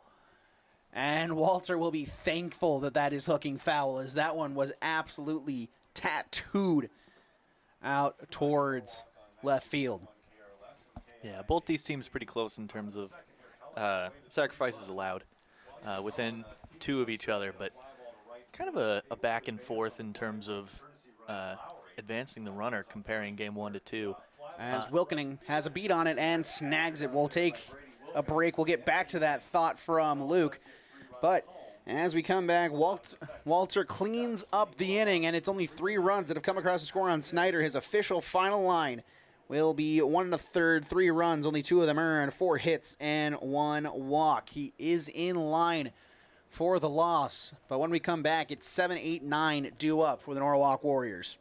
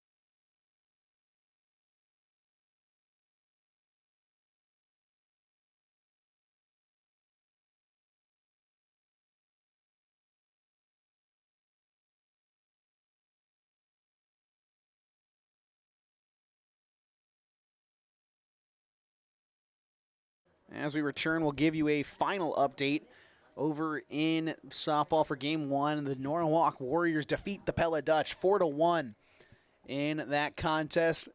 They are currently in between games, so if you've made your way over to the baseball broadcast, welcome in. It is a 3-0 Pella advantage after a 3-spot in the top of the second. We head to the bottom of the second, where it's Xavier Bush, Keelan Selby, and Cale Wadley duo up this inning, as it was singles and walks that did Snyder in, as well as a wild pitch that allowed to run to come across to score. So it is a 3-0 contest as the rain has returned yet again. It has been on again, off again. It has been a curse for some of these fans out here. We have a group of about 6 that are sharing 2 umbrellas in front of us right now. As this one's launched out to right field. That'll get down in the gap. Bush has plenty of speed. He's rounding second, and he'll stay there. As that one, a beautiful smack out into right center. Beautifully hit, and that throwback in was under control. You know, you get a little bit more concerned, as we just mentioned, the rain coming down. So kind of being able to control that throw is good on behalf of the Pella defense here, but letting up that hit, that might be sparking something here within the Warriors. As Keelan Selby now stands in, he's been splitting time for most of the season with Kingston Lamb. Lamb for the past week has been getting the nod at first, well-deserved as well. Again, one of our players of the game from last night's or this week from last night's contest. And so far this season, Keelan Selby, a junior, has a 143 batting average, but a 368 on base, which is a very big thing for him. He has been incredible at reaching base, whether that's by the hit or by the walk. 3 walks, 3 strikeouts through just 14 ABs. So it's a quick 0-2 count here to the first baseman. As Dobson no longer in the game at pitcher, as on the mound, it's now Thorson. So Thorson, a new pitcher, as Dobson is taken out of the game, at least from the mound. We'll see who is replaced where, as I believe at short, it's now Capon, which means that it might be Dobson taking over first base. I think we might just have had a rotation, as it is Capon at short. At second, it's still Van Horn. At first, I believe it is, in fact, going to be Dobson. Just a quick warning there from Thorson on the second base runner, keeping him in check. But they're only working on 1 out here, so a lot of wiggle room for Norwalk. As he loads up for another pitch. That one dribbled a little bit foul down the third base. The infield looked ready for it, though, and that would bring up a 1-1 count.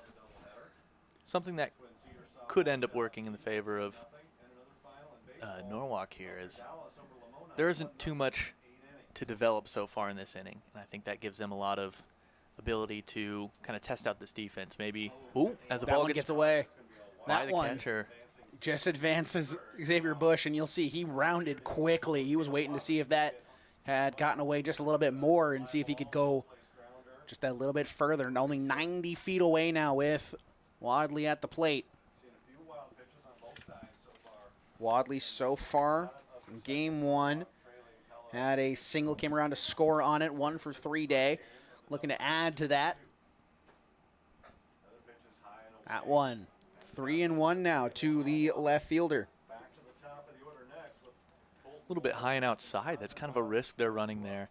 If that ball goes a little bit further, it's past the catcher, and then you get into that territory of a potential bye ball. That's where you get a third base chance to score. But in this count, sitting at full right now, we'll see what the pitcher can do. Thorson here delivers. That one, good check of the swing. He keeps it on the shoulder and earns his base. And now it's runners on the corners for the leadoff man and the ever-powerful Colton Moore. A little bit of communication there between catcher and pitcher.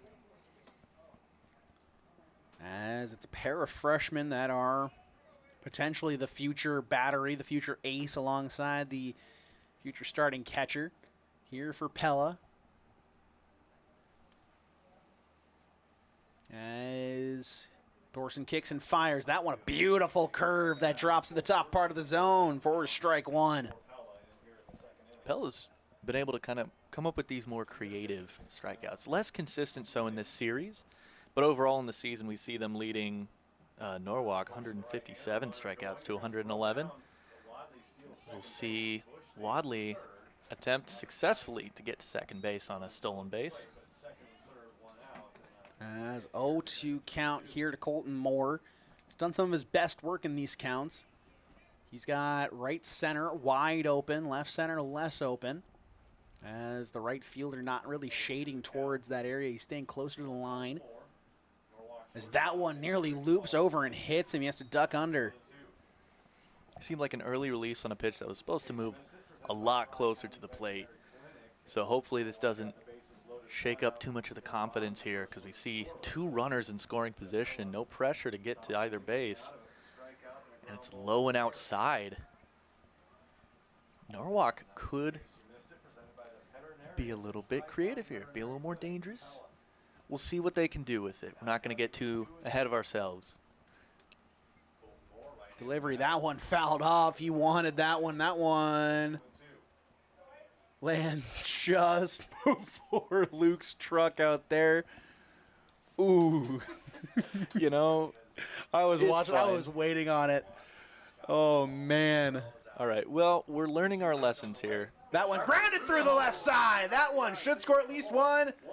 And Wadley's shown the stop sign, as it will be one on the board for the Norwalk Warriors off the bat of Colton Moore. Wadley very wisely choosing to pump the brakes there, rounding third, because that throw was well placed. As Ashton Hans now will step up to the plate.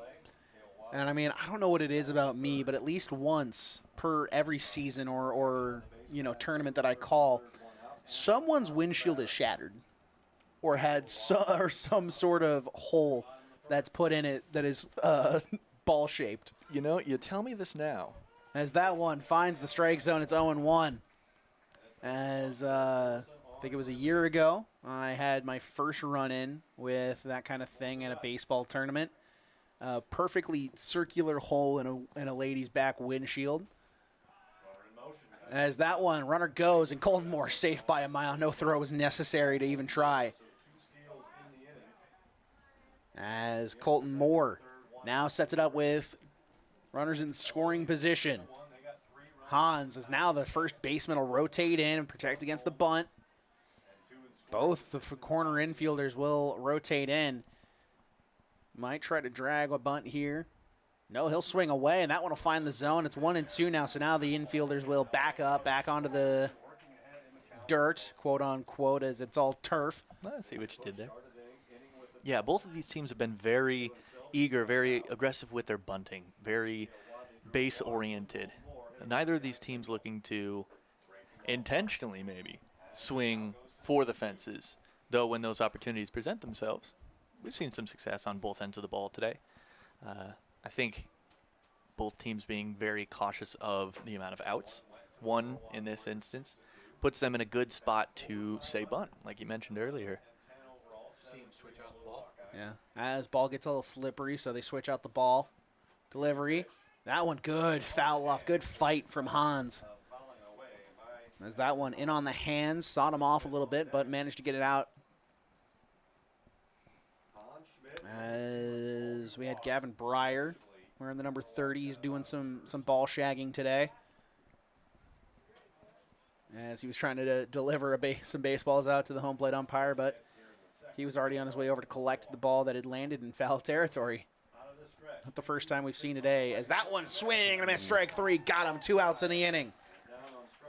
It was quick. It seemed like he judged it well out of the glove, but the swing was not there, and it cost him that at-bat, now bringing Norwalk to 2 outs. This is kind of a high, very tense situation for this team. They have the ability to seize control of this game with 2 runners on base, a potential for a third on a home run here. Not predicting, but we'll see how it plays out.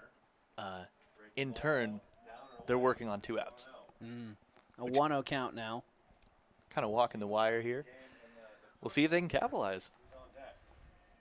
As Owen Siemens, RBI leader for the squad, on deck. Or excuse me, no, Schmidt has taken over that role, so the RBI leader on. We're at the plate right now. Siemens lost the lead. I'm pretty sure that would have been last night.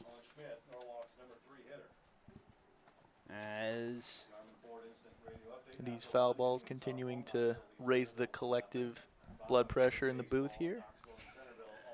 Not nervous at all. As this one runs high, 2-1.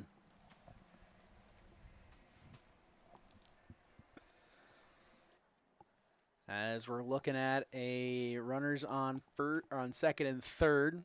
Riley Schmidt, 2-1 count. Here's the delivery. That one runs low and outside. It's 3-1 now. Beautiful hitters count for Riley Schmidt, the power hitting catcher. The question here is if he considers swinging in the first place. If you're working in such an advantageous position in terms of base runners, even if it puts you at a full count, do you take that bat off your shoulders? He says no. Oh! He'll find the zone. It's 3-2. Just clipped the zone. As Riley Schmidt looking at his numbers on the season, a 441 slug, good for second on the team among qualified hitters.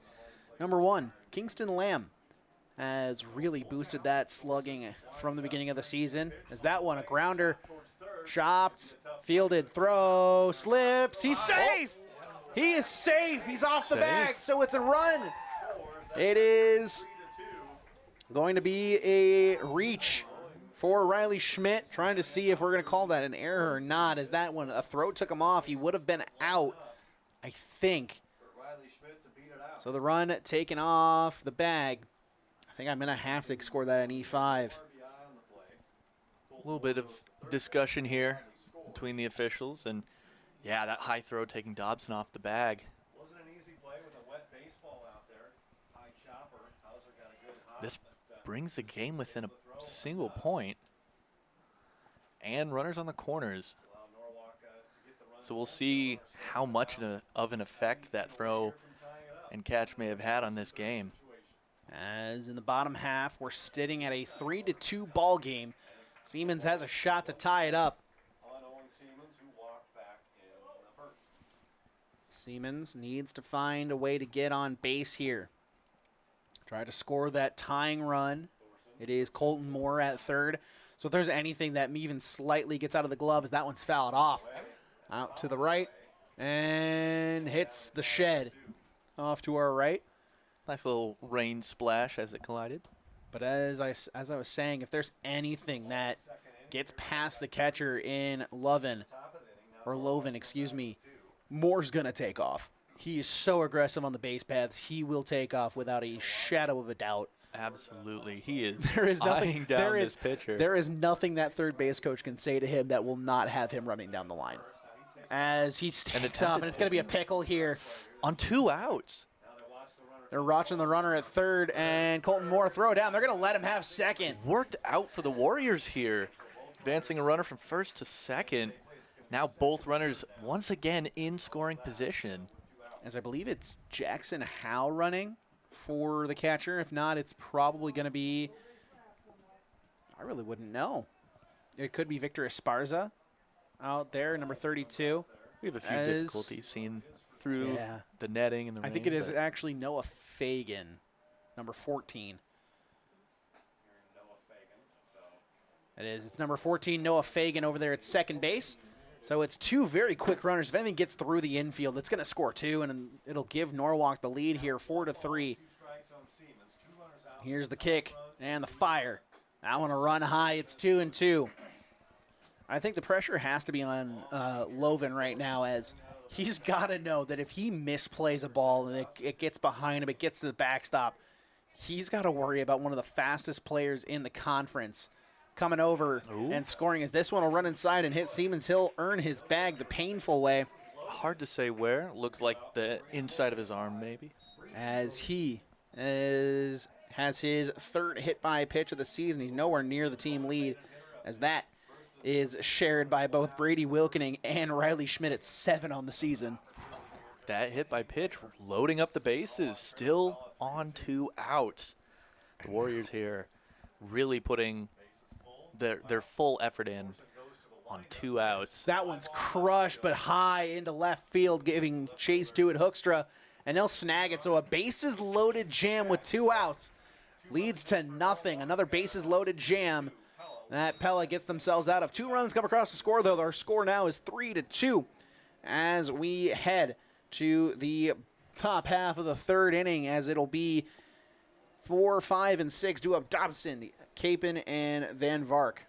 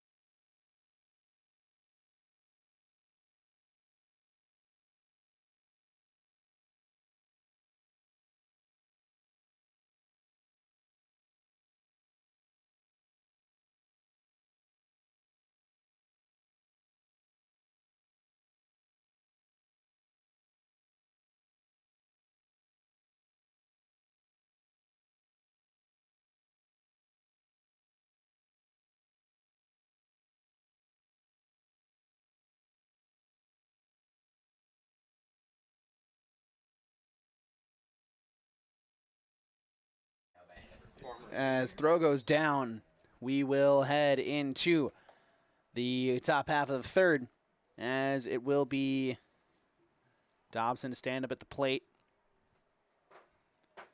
Dobson, I believe, has taken over the duties at first, as that one a big swing and a miss. As Dobson at first, Capon takes over short, and Thorson took over the pitching duties for these Pella Dutch. Rain continuing to fall here in Norwalk, Iowa. Maybe has had a little bit of an adverse effect on some of the pitching, but Thorson still able to get out of that out of that 2nd inning with only 2 runs coming across, maintains the Pella advantage. And you got to like Dobson leading off. He's very efficient. He has 9 hits to 7 runs, able to convert, even if some are walks, but that on-base percentage really helping him, especially in a leadoff role here as he starts off this inning. As a 2-2 count.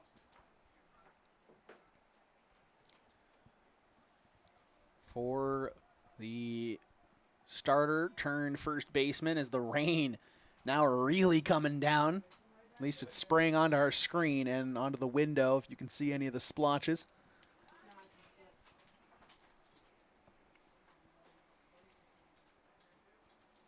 As full count. No, not long. I really visited the weight room. Maybe you guys can tell us. That one lifted. We could. Foul out of play off to the left. I'm a runner for a reason. As it's a full count here, we'll see the payoff pitch again to Dobson.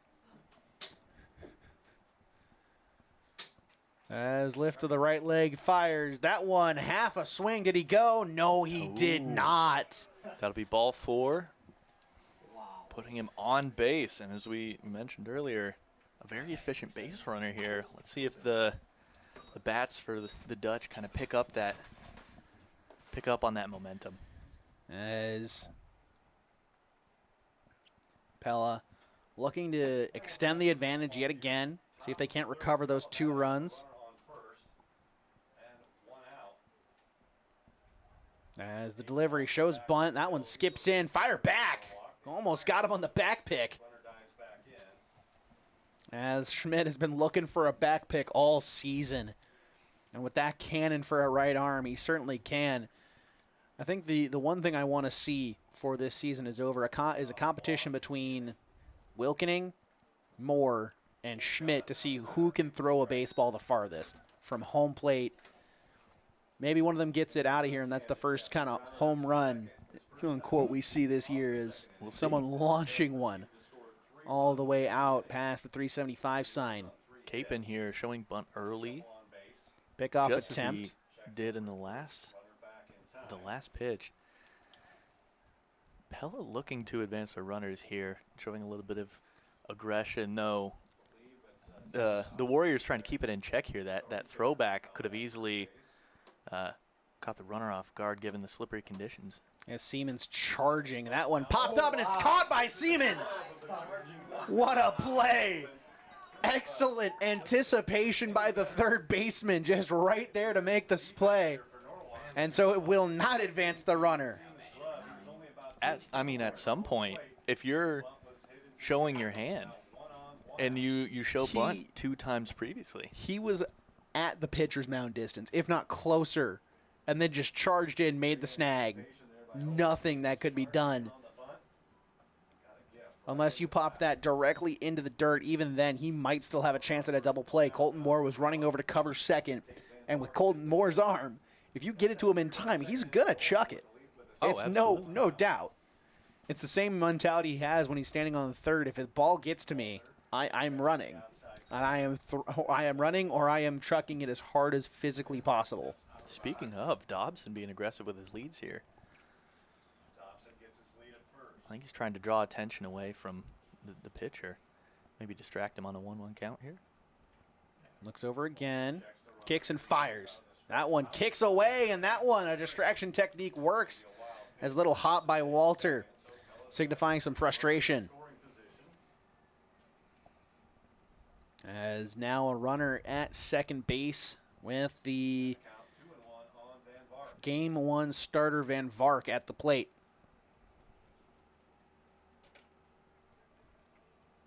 Needs to find something to at least get a run back, make it a 2-run ball game for Norwalk to try and get back into this. As this one, swing for a pitch that was nowhere near the zone, but fouls it off 2-2. Maybe looking here to build back most of that confidence from Game 1. He had a strong start to the game. He was holding the Warriors to very, very little, and then kind of they caught up. You know, they read a few more of the pitches, and then from there, Ben Bark is working on a bounce back here in Game 2. That swing isn't going to be near enough as that strikes him out and brings up the next batter. As Thorson now will stand in. Walter came on in relief in that second inning, was able to get a couple fly balls to right field to keep it at 3-0. Now after walking the batter, Kicks and fires. That one fouled straight back. It's got the timing, doesn't have the barrel on it. Siemens for an out and now a strikeout. Cole Thorson fouls one back. It's 0-1. As Walter looking to work through this. He's kind of become the de facto starter. Instant radio update. Norwalk softball team defeated Pella 4-1. Game 1 of a doubleheader. As for something that I did not foresee happening, as this one kicks away from Schmidt. Us up here in the press box in the dead of summer have had to turn on the heat. Yeah, odd, isn't it? Yeah.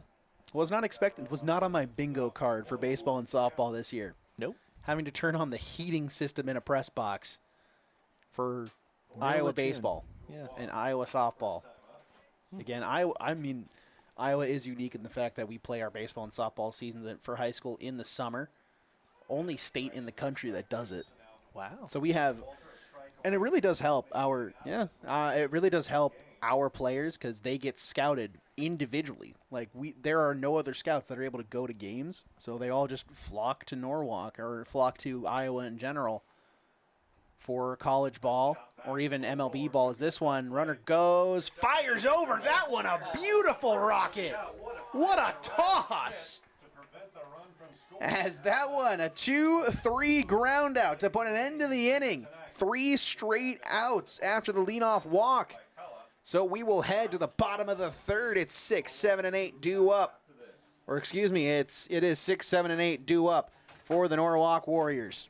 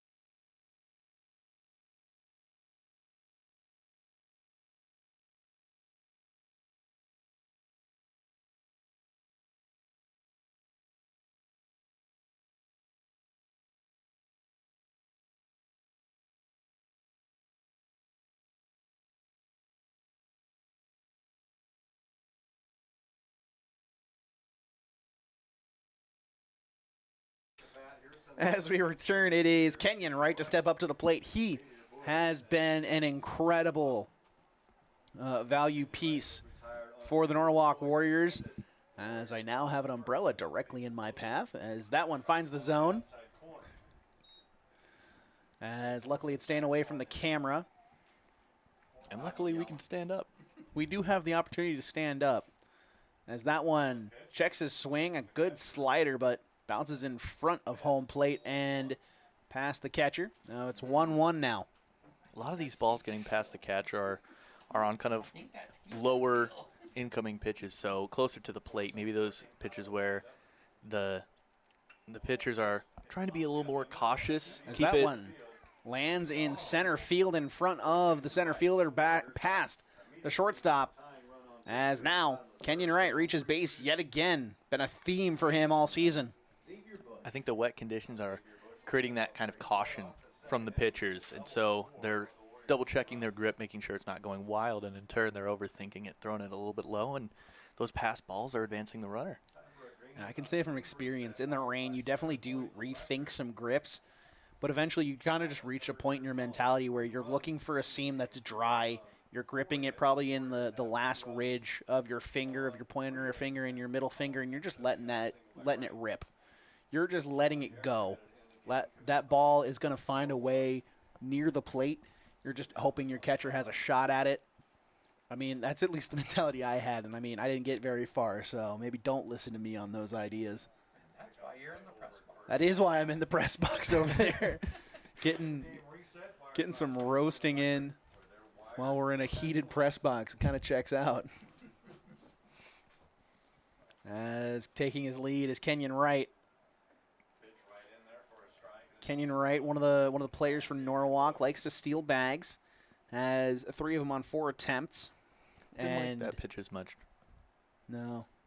As he's also the one that kind of puts a hand on the ground, almost hits a Spider-Man pose sometimes. Is that one a pickoff attempt? He dives back in, no throw. But yeah, one of the players that can hit a amazing Spider-Man-esque pose over there. Is that one low and in? He'll be watching for it. Yeah. As in softball, if you have a runner on, you'll have some players that hit the 40-yard dash stance at the combine, raise the legs, hear the gunshot go off. As this one, runner goes, throw down, beautiful toss, but that one kicks up and away.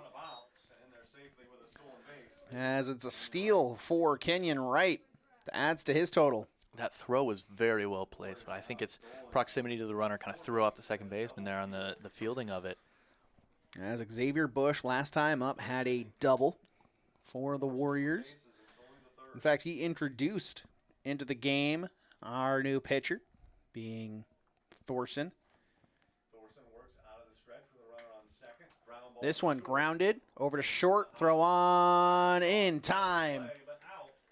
As had him by just a step. Runner does not go. Good job by Capon to just keep that runner held at second and still get the out, as Keelan Selby now will stand in. And adding us up to the first out of the inning. Nice play on the slow hopper there. Runner on second. As big dark clouds above us. Kalen Selby. Lights have kicked on here in Norwalk, Iowa. Struck out looking is only time up. As we sit here in the bottom of the third, 1 out, 1 runner in scoring position on a stolen base. Infield has come in just slightly. Stole second base. Delivery. That one runs high on Selby, 2-0. And it's 2-0. As I believe the rain still coming down, if just a sprinkle. We got a couple innings back to back where these teams are mirroring each other in terms of base runners. We had Dobson Skied last inning. high and snagged out Oh, there but in right advancing the field. runner. He's going for it. Makes Beautiful. it standing. All right. Beautiful, beautiful, beautiful play there by Selby. Flies out to right field. Runner will advance on the tag opportunity. So now 2 outs, but it's now going to be Cale Wadley to step up to the plate. He walked, later came around to score his first time up. Well, as we brought up, these teams are kind of mirroring each other in these past 2 innings. We had 1 runner, Dobson last inning, right this current one, get on base and then sit there for a little while until there are 2 outs. So we're going to see if Norwalk can make the difference and push them over the edge to tie up this game. As Lovin couldn't quite keep that in the zone, so it's 1-0 on a potential frame job. As Norwalk could potentially see a run come across the score. Here's that one. He's running. He's not going to get Wadley, and that one will tie the game. Okay. Makes the smart decision as well to loop around to his right rather than to the left. And will come back to first base, but that'll tie the game up on the RBI single from Cale Wadley. And still working on those 2 outs. We got a runner on first. We'll see if this beneficial position for the Pella defense, if it's on the infield, works out for them. But as it stands, the momentum is fully in the favor of the Warriors. Great snag behind the dish by Lovin. As, you know, it's Wadley on first. He also likes to steal. Norwalk as a team, 40 steals on 50 attempts. So they do know how to swipe bags. As dive back in. As a quick pickoff move, and he's right back on the rubber, and he's right back out taking his lead. He basically had dove in and was already ready to go again. This one, Colton Moore. That one gets by the third baseman. Wadley's being shown the stop sign at second. A wise decision as the left fielder had made his way over before it got to the wall. So now it's a 2-out hit, and this might be the start of a 2-out rally. As it's runner in scoring position with 2 outs. Colton Moore has another hit. He is now 2 for 3 on the day. That quick throw from Hoekstra really halted the runner there at second. Up steps Ashton Hans. Hans so far today, he's walked and struck out. That one will run low, and it's 1-0. Ashton Hans. Some might say he's due at the plate. So far this season, batting .268. That one finds the zone. He's got a triple on the season. We had an incredibly rare game last night and even earlier in the season with a bunch of triples. So any given day, there is going to be a 4 to 5 triple game for the Norwalk Warriors. Top of the 4th in softball. Lamoni 4, Melcher Dallas 0. Final in As a 2-1 count here. Needs to find something. If he can drive it, he might score 2. He's got right center available. He's got left center available. As long as it's on a line and it gets to the wall, Colton Moore will be digging for home, even if he's shown the stop sign. Hans this season showing a lot of strength and single hits, which in this case can't hurt at all. I think what you want to do if you're in a 2-out situation is you want to swing for the fences, but that's not always the solution. And I think they have the right guy up here in Hans in terms of if you want to build that momentum and advance your runners slowly, more effectively. Ooh, and he just misses that swing. Swing and a miss. Strike 3, got him. That third out that Pella was looking for. As that will put an end to things here, but Norwalk ties it up in the third. We'll head to the fourth inning, where it's a tie ball game, 3-3, and in between innings, we'll take a minute to thank our sponsor, Savvy's Perspective Photography. Blink, and you'll miss it. Don't let your best moments disappear. Savvy's Perspective Photography captures the moments you'll want to hold on to forever. Find them on Facebook at Savvy's Perspective Photography or on Instagram at savvys.perspective.photography. Based in Ankeny and serving the surrounding areas, new clients use code SAVVY30 for 30% off your first session. That's SAVVY30. Savvy's Perspective Photography, sports, portraits, and beyond.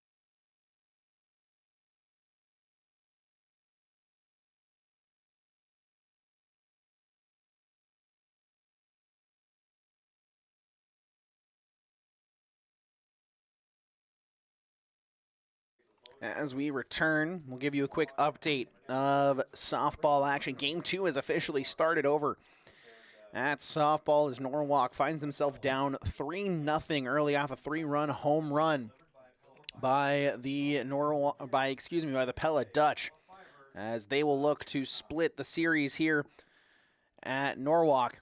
As this one ripped out into left field and down for a base hit. Wadley fields it cleanly, flips it over to Moore, who will jog it back into the infield and then threatens to throw down to first. And that runner retreated real quick. It's that confidence in his arm. I mean, if he sees that throw, now that's at that point where you run the risk of a wild throw, especially in the conditions we're in. But, you know, if he sees it and he knows the throw's there. As runner shows bunt, up steps Siemens again. He'll have to backtrack, but he'll have it again. Another pop out to the third baseman, as he has been electric on the sack bunt plays. He is not allowing this team to bunt easily. And that's the difference you see between these two defenses. Norwalk, able to adjust. They know it's coming. They're reading it. So they just get in advance on it, and they see the plays come from that knowledge, from that recognizing what's coming and being able to jump on that.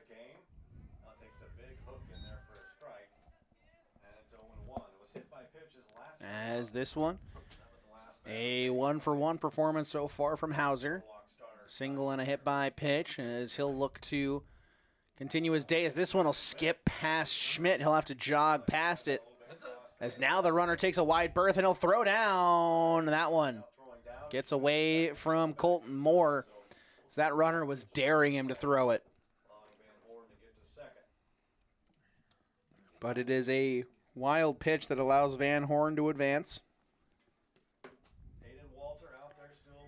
As Walter will look at a 1-1 count against Grant Hauser.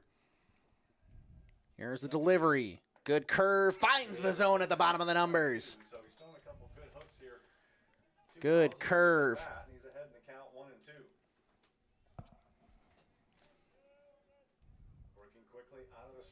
As here's the delivery. They'll call time, as that one a late call for the timeout. And it's very rare that you'll see that granted. But this one will have it.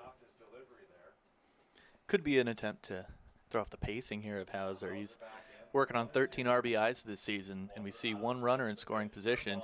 As that one flies up and over the glove of Schmidt, and the runner will advance again. Another wild pitch. As we see a runner in better scoring position rather than 2 seconds ago, working on 13 RBIs this season. Hauser's really, really capable in these situations.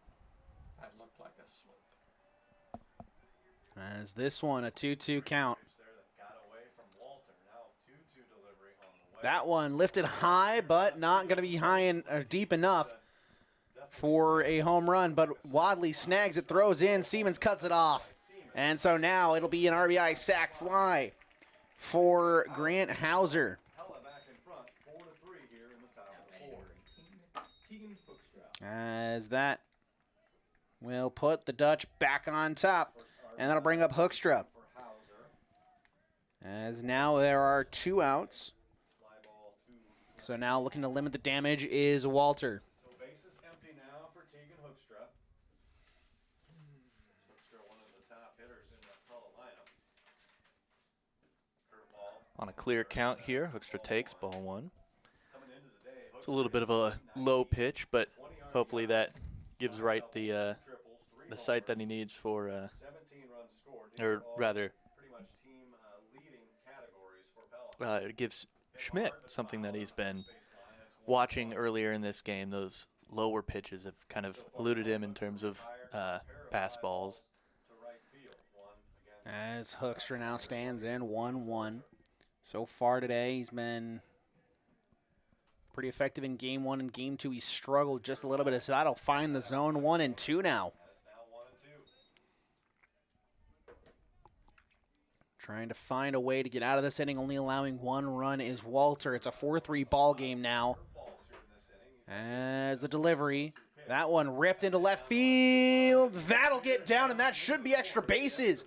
Wadley has to chase it all the way to the wall, and it's a stand-up double for Hoekstra. Hoekstra leads this team in most batting categories, and just proving why right there. That was well hit, and though it kind of towed that third base line, it was well in bounds and able to use his speed rounding into second base, and now you have another runner in scoring position for the Dutch. As Lautenbach now will stand in And flight out to right. as the righty sees it from the lefty. That one will get off the tip of the glove again, and another wild pitch. That is the 3rd of the inning from Walter. Maybe a bit of slipperiness as the rain has stopped, it appears, judging by the lack of umbrellas out. Well, it's certainly affecting play. Not in My count 6 wild pitches. not in the most game-changing way, but those smaller moments that kind of change plays can really make a difference in these games. This one runs inside, doesn't quite clip him. On Lautenbach, Zach Dobson on deck. Yeah, I mean, the patience really showing here for Lautenbach. Lautenbach 2-1 as 3 wild pitches in the inning for Walter. Even Snyder was dealing with a couple of wild pitches before he exited. As that one skied high up in shallow center. And Bush calls off Hans, makes the grab. We'll head to the bottom of the 4th inning. It's now a 4-3 ball game, but the heart of the Norwalk order, 3, 4, and 5, due up.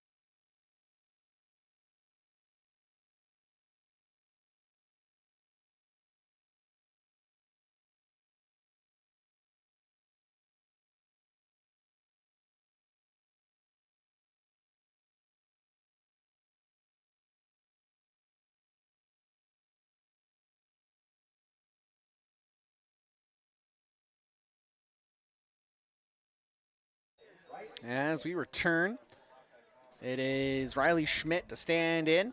He has reached twice, once on a walk, once on an E5, so he's 0 for 1 on the day, but he's got an RBI to his name. We'll have to see the Warriors bounce back here. Losing the lead last inning really took something out of this team, and I think they want to regain that right away, as soon as possible.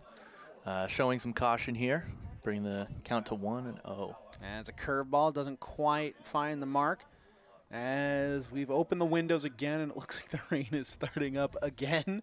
Just sprinkles right now, but yet again the rain coming back as soon as we think we're safe. It has been kind of just taunting us tonight, the weather.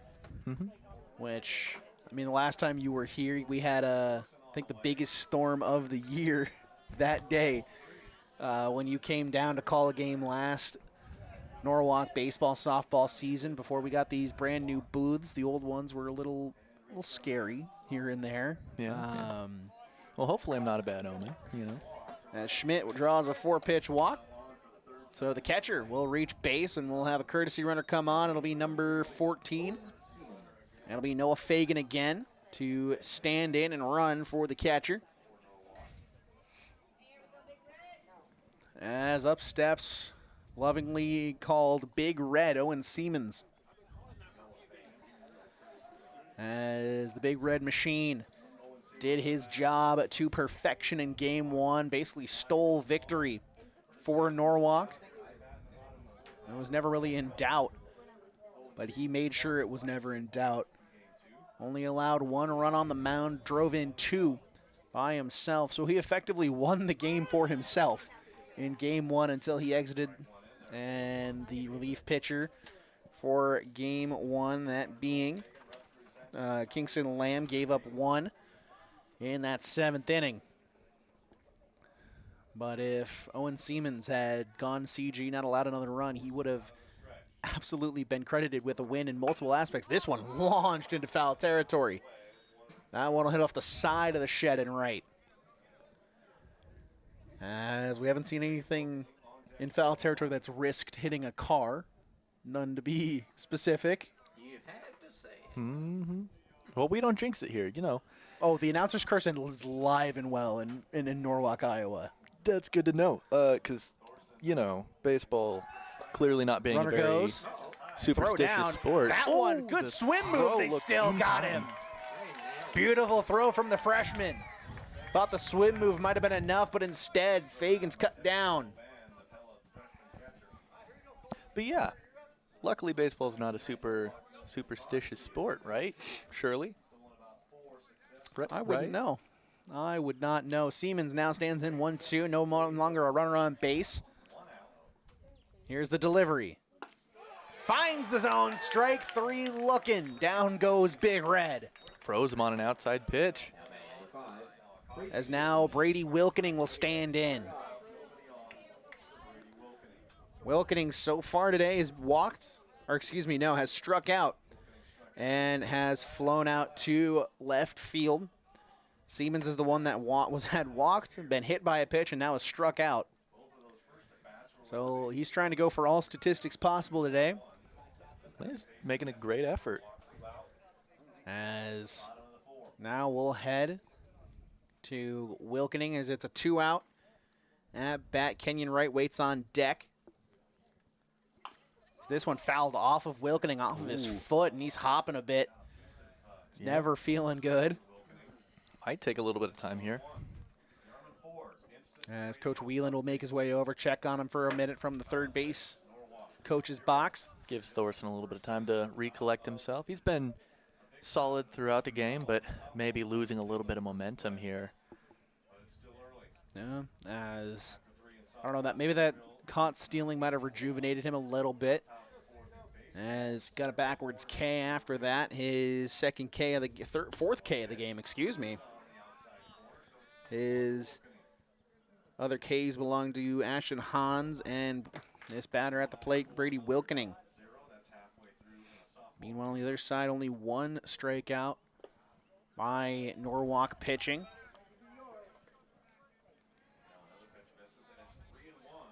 As we anticipate a response here from Wilkening. 3-1 count. Thorson's 3-1 pitch. Delivered high. Bring up the fourth ball. That puts a runner on first. 2 outs, though. A kind of concerning place for this Warriors offense, but we've seen them here before and perform well. So there's a little bit of confidence as Wright walks up to the plate. As Kenyon Wright has been absolutely lethal with the bat in his hand so far today. Needs to find another way to get Norwalk back in this game. This one launched dead center. Went in on it initially, now going back on it is the center fielder Paxton. Puts the squeeze on it, puts an end to the inning. So we'll head to the top half of the 5th, where it is Pella leading 4-3. As for the Dutch, it'll be 4, 5, and 6 due up.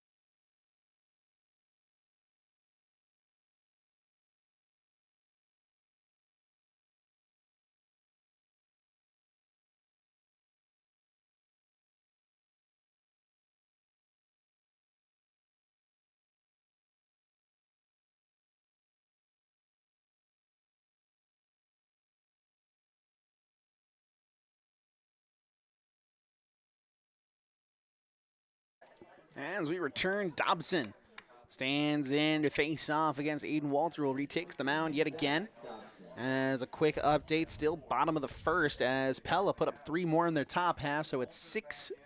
But Norwalk has put up 2 in the bottom half, so a 6-2 ball game over there in softball. Same score of game 1 here. 6-2 Norwalk in game 1. It's now 4-3 Pella with the advantage here in game 2. Curveball that does not break, stays up high, and it's 1-0. Dobson, once again, first batter of the inning. Last time able to find some success there. We'll see if he's looking to repeat that. As 1-0. Does not find the zone low. First pitch was a little bit high. Second one a little bit lower in the zone. We'll see if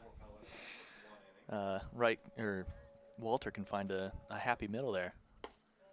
Not this time. Bring the count to 3-0. Very, very safe for Dobson here. As a 3-0 count, he's very comfortable with just taking a pitch here. Does not need to do anything with the bat on his shoulder. And he'll miss. So it is a 4-pitch walk issued to the first baseman.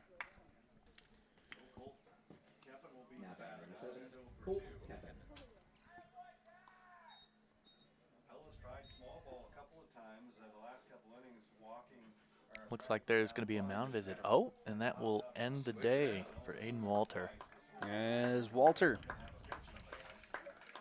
wants to get out of here. And so Wheeland will go to Ashton Hans as the ace of the Norwalk staff will enter this game. We'll take a break while he warms up as we try to get the calculations down for Aiden Walter's day at the office.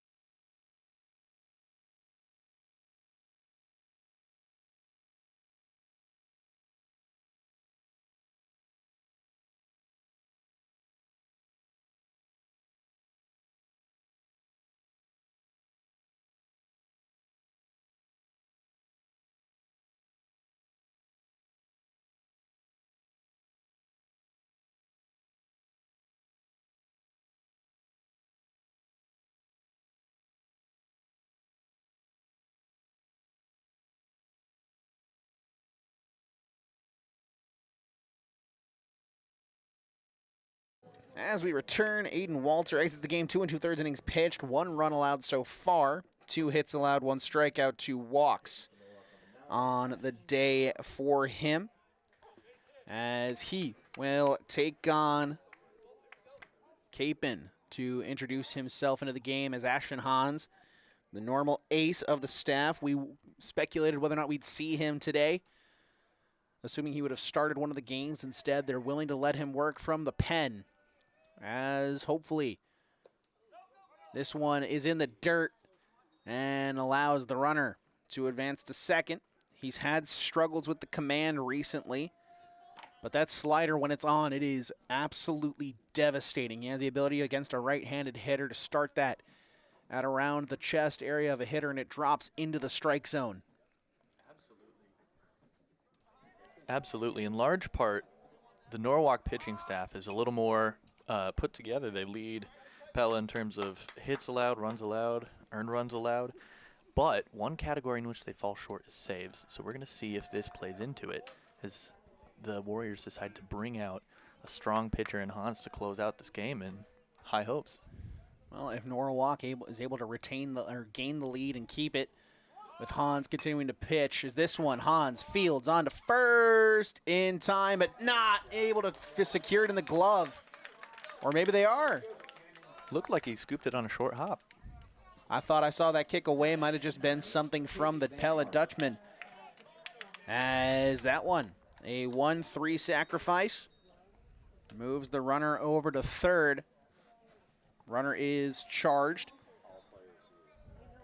to Walter if it does come around to score. Hans now with an out. Here's the delivery. That one, there's the slider. As he is working quickly. Rain might be coming back just a little bit. Saw something splash in front of the screen in front of us.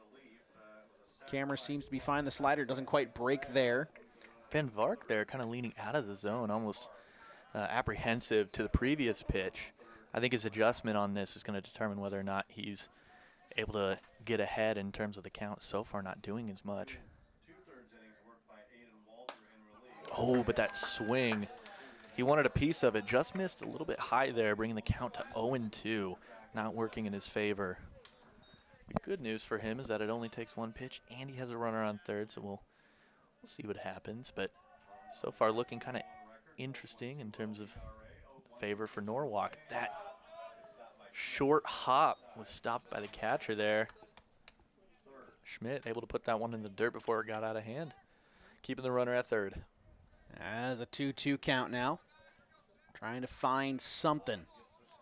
Trying to get the out without allowing that runner to come across the score. Ashton Hans doesn't have the slider in the zone, so the count runs full. 3-2 to Van Vark. Has struck out and singled in today's contest. Hans sets, kicks, and fires. That one runs high, and it's a walk. Well, you never want more runners on base. However, this does put the team in the potential space for a double play. We'll see. We're not getting ahead of ourselves, especially considering the one-out situation on runners on the corners.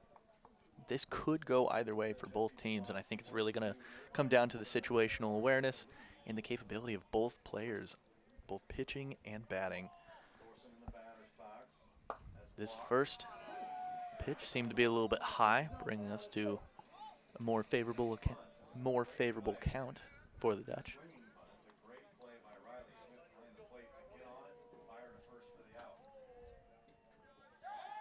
As throwback, not going to be in time. You got your eye on Dobson there on third. He was looking to go, but very cautious because he knew that throw wasn't going to be any issue of getting there on time. So, bit of hesitation, bit of smart base running from him.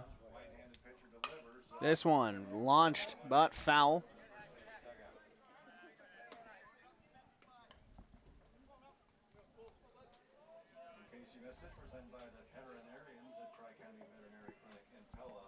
As top of the fifth. Hans kicks and fires. That one lifted out into center field, maybe right center. Bush giving chase, puts the snag on it, throws in. And no cutoff as the runner will slide in on the RBI sac fly. Bush's throw, phenomenal distance, but the timing just didn't work in his favor. As it will officially be 2 runs charged to Aiden Walter. So his official line, 2 2/3, 2 runs, 2 hits, 1 strikeout, 2 walks. Pella kind of pacing themselves into a wider lead here.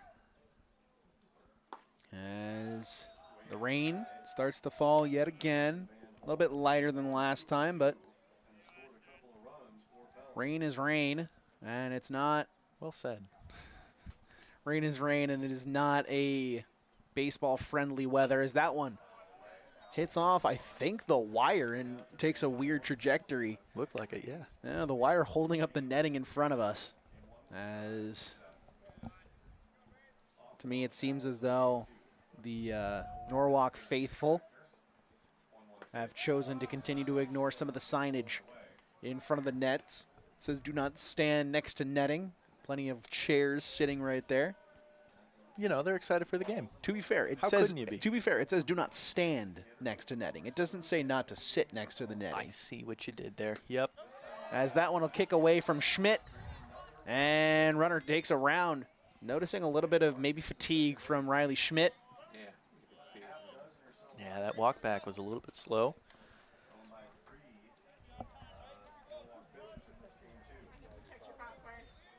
As Schmidt takes the helmet off, takes a squat down, maybe just trying to get some fresh air.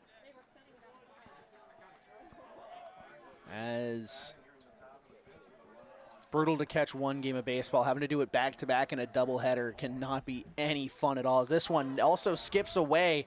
It's a walk. Runner will advance to third. And Ashton Hans kind of just losing his mental right now. You don't see the coaches stepping in just yet. I think they're being more patient with him. They know what he's capable of, so they're giving him a little bit of space to kind of work it out. They might want to be a little less cautious with that space, though, putting runners on both the corners once again. 2 outs. Maybe that gives them some leeway here. We'll find out. Ashton Hans kicks and fires. That one lifted out to left field. That'll make its way out of play. Foul. As giving chase to it was Cale Wadley, but not able to do anything with it. Runner on third is Van Vark. Runner at first is the freshman Van Horn. At the plate is Van Horn, the junior. Freshman is at the plate. Schmidt. This one ricochets. He tosses it over. Tag is in time. He gets him at the plate. Overzealous and a clap of the hands from Van Vark. He knows he missed an opportunity to score another one. It's 5-3. Pella will head to the bottom of the 5th inning, where it'll be 7-8-9 due up for the Norwalk Warriors.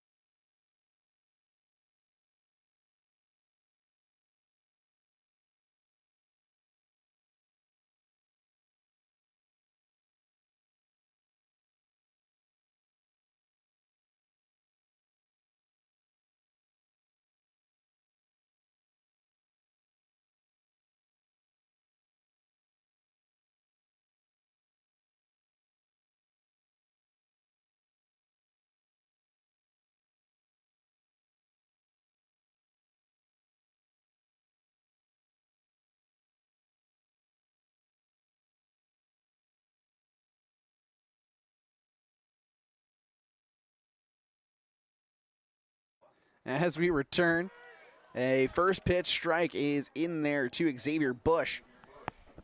As Bush so far today, a double that resulted in a run. And in game one, had a bit of a struggle, had a few really solid hits out into center field that were both just able to be tracked down. I think the one that's the most memorable is the one that he hit to the exact same spot as an RBI double, but it was just tracked down in center instead. You know, you hate to be the first half of a duo just like that because the hit was the same, but Pella was able to adjust the second time. Yep. As he'll take a 1-2 count here, facing off against the pitcher on the mound. It's still Thorson in there. Thorson took over after the first inning. He's very capably been keeping this Warrior offense at bay. As Dobson exited with 2 walks allowed, or 3 walks and a strikeout, no hits allowed through a single inning. No runs, obviously, in that either as well.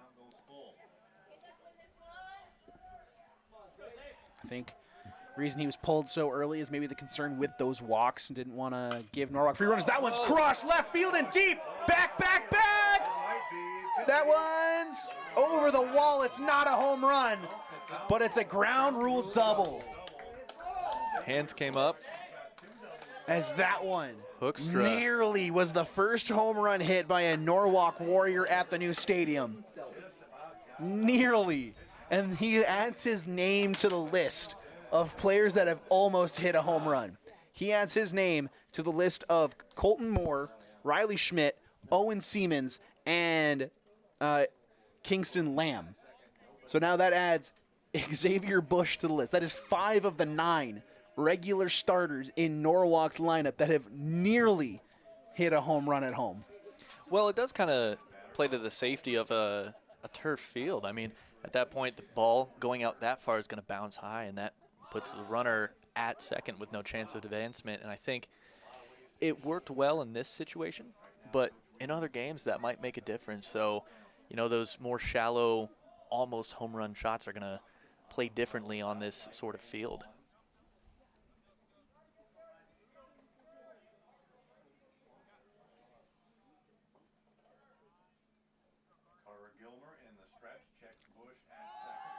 As the bunt is pulled back, as actually it is day done for Thorson, as it is now Gilmer in to pitch. So Thorson's day is done. Gilmer on.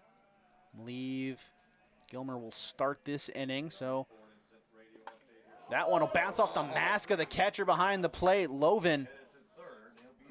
And heading to third was Xavier Bush. He was there in a flash.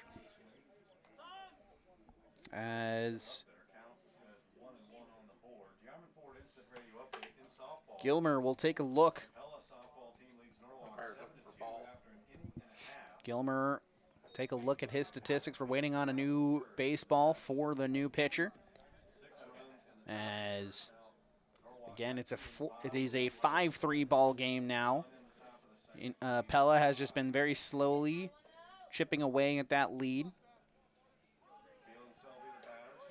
As Pella kicks and fires. Gilmer, so far on the season, making his 3rd appearance. He's only got an inning and 2/3 pitched to the tune of a 12.60 ERA and a 3.60 whip, but a very small sample size for the new pitcher. That one lined, bounces on the turf and goes foul. Selby now on a full count again. Well fought at bat here. Selby being patient when he needs to, striking when it's required, but not getting a hold of that one in the way you wanted. Let's see if you can deliver here on a full count. Big swing and a miss, strike 3, got him.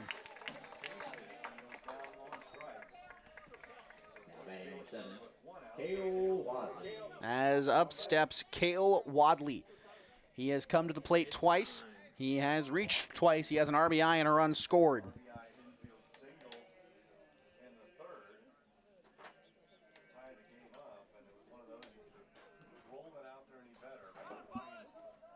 Bunt showed. Instead, he'll ground it Throw will not go home. It'll go to first, so the run will score on the sacrifice bunt. Beautiful. Or excuse me, is that just a... Yeah. It was just, yeah, just an RBI. He showed bunt early, though. I see where that came from, but it forced the third baseman in, which in turn made that run by Bush a lot more threatening. So the offense of Norwalk really putting in the mental work here to put up runs late in the game.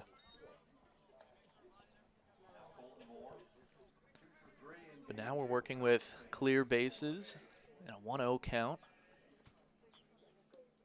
That one just a bit outside.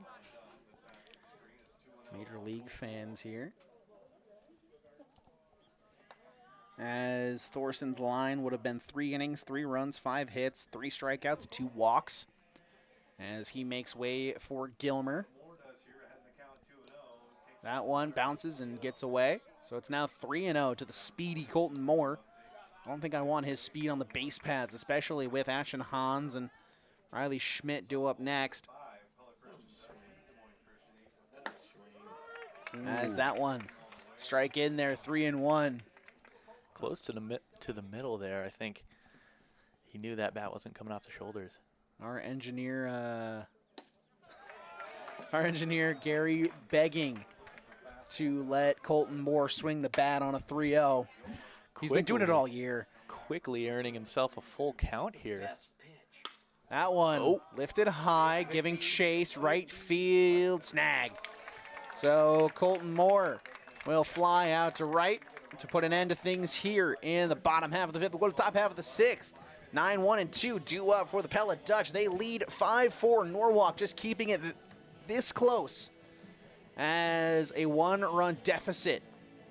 Trying to keep it at that so they can go to the bottom of the 6th, take the lead, and then go to the top of the 7th.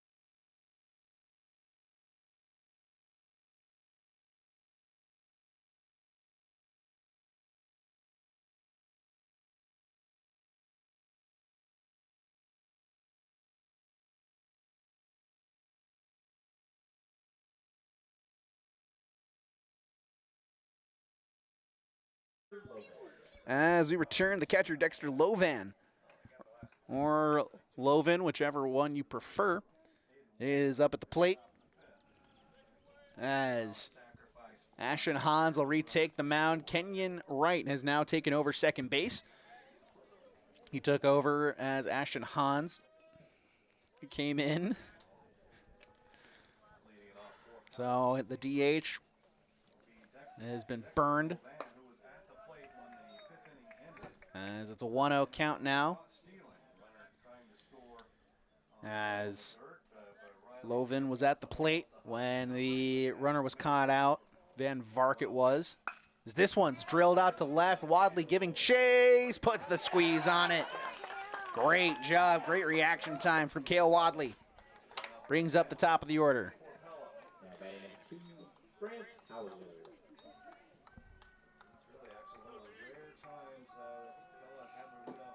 As we're up into the top of the 6th, we'll start to take a little bit of notice, try to pick out our Savvy's Perspective Photography player of the game. Still plenty of time for some heroics if anybody chooses to do so.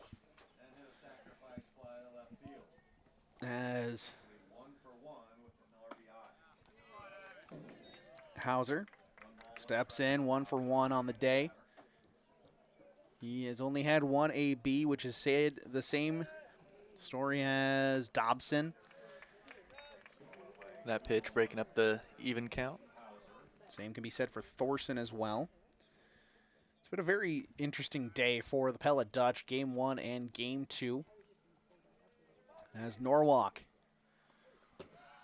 is trying to find a way to get back into this game, back into the lead of this game, I should say. There have been a couple of pitches that are much more outside than the Warriors have hoped in the later few innings of this game. I think less so.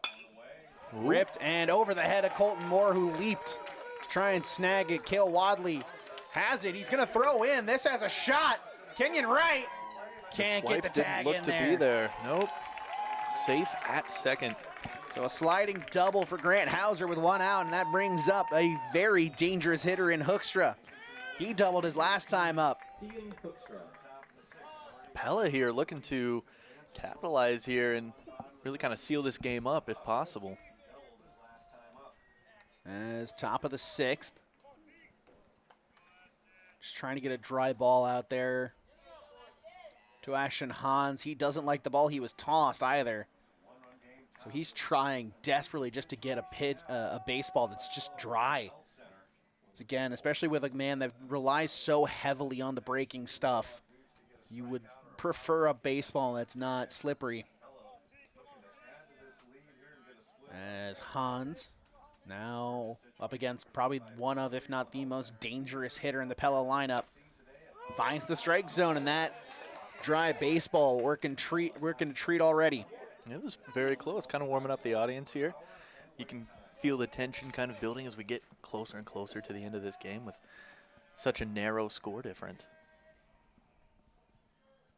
Kicks and fires. Slider finds the zone. What an impressive 0-2 pitch. I believe Luke is now experiencing what we have been saying about the Ashton Hans slider.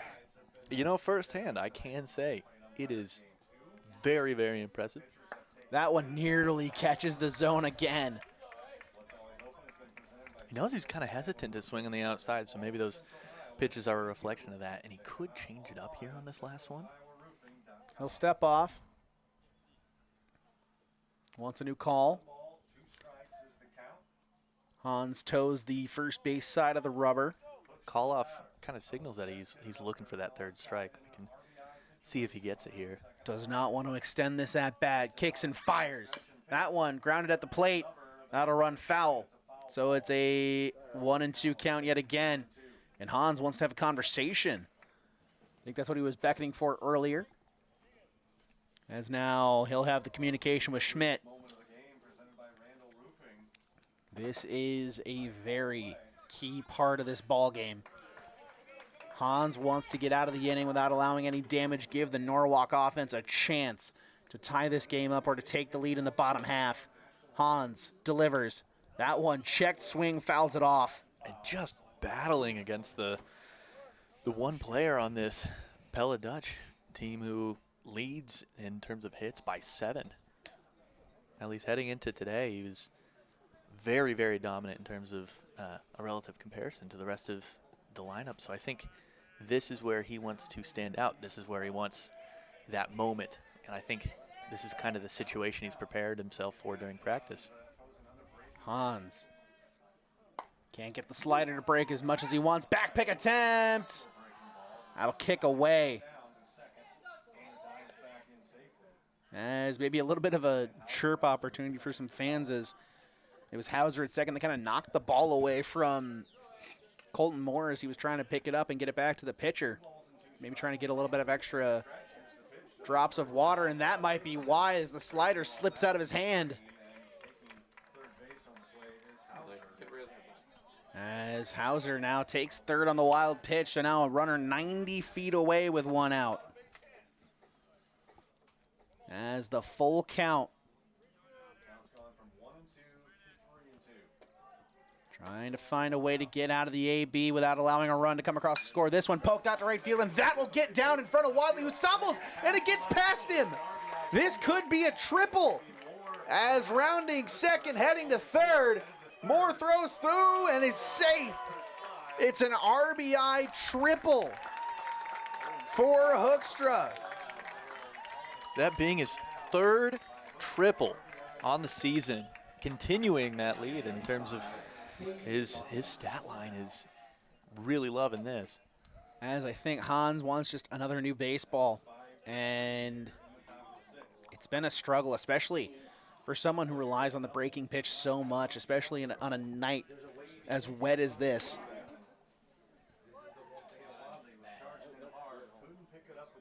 As now up at the plate is Lautenbach, but Schmidt, good effort.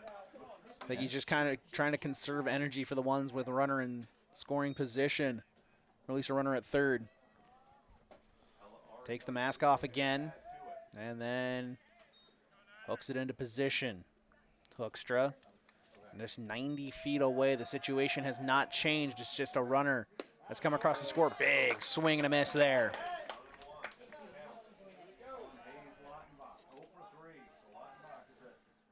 Lautenbach.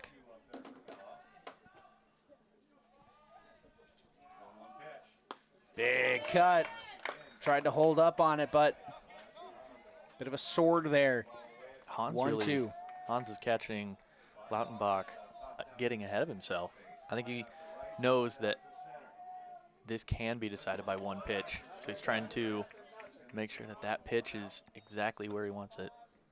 As Schmidt has to chase after another one, and Hans very, very, very much so struggling with the wet conditions. Slider just not moving right with the wet baseball. Hoekstra's been very patient, not trying to take advantage of something. This one, emergency hack, did he go? Yes, he did, so that's gonna be a strikeout, swing and a miss. Bring up the second out of the inning. As Dobson now will stand in. He's gonna try his best to get another run across the board with 2 outs. He's desperate to do so. Give them a 3-run cushion heading to the bottom. As that one in there for a strike, it's 0-1 now.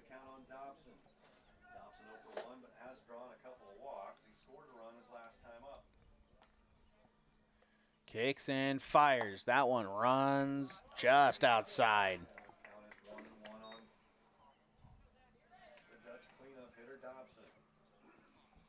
Looking for something in the zone. Hans looking to induce some chase. Delivery. That one runs inside. Does it hit him? Yes, it does. They'll give him first. Dobson getting on base 3 for the last 3. As Schmidt's feeling a little off after that one. Could have potentially hit him too. As he's kicking his helmet away, he's kicking. And we'll take a break alongside the injury, and we'll come back with the rest of the inning.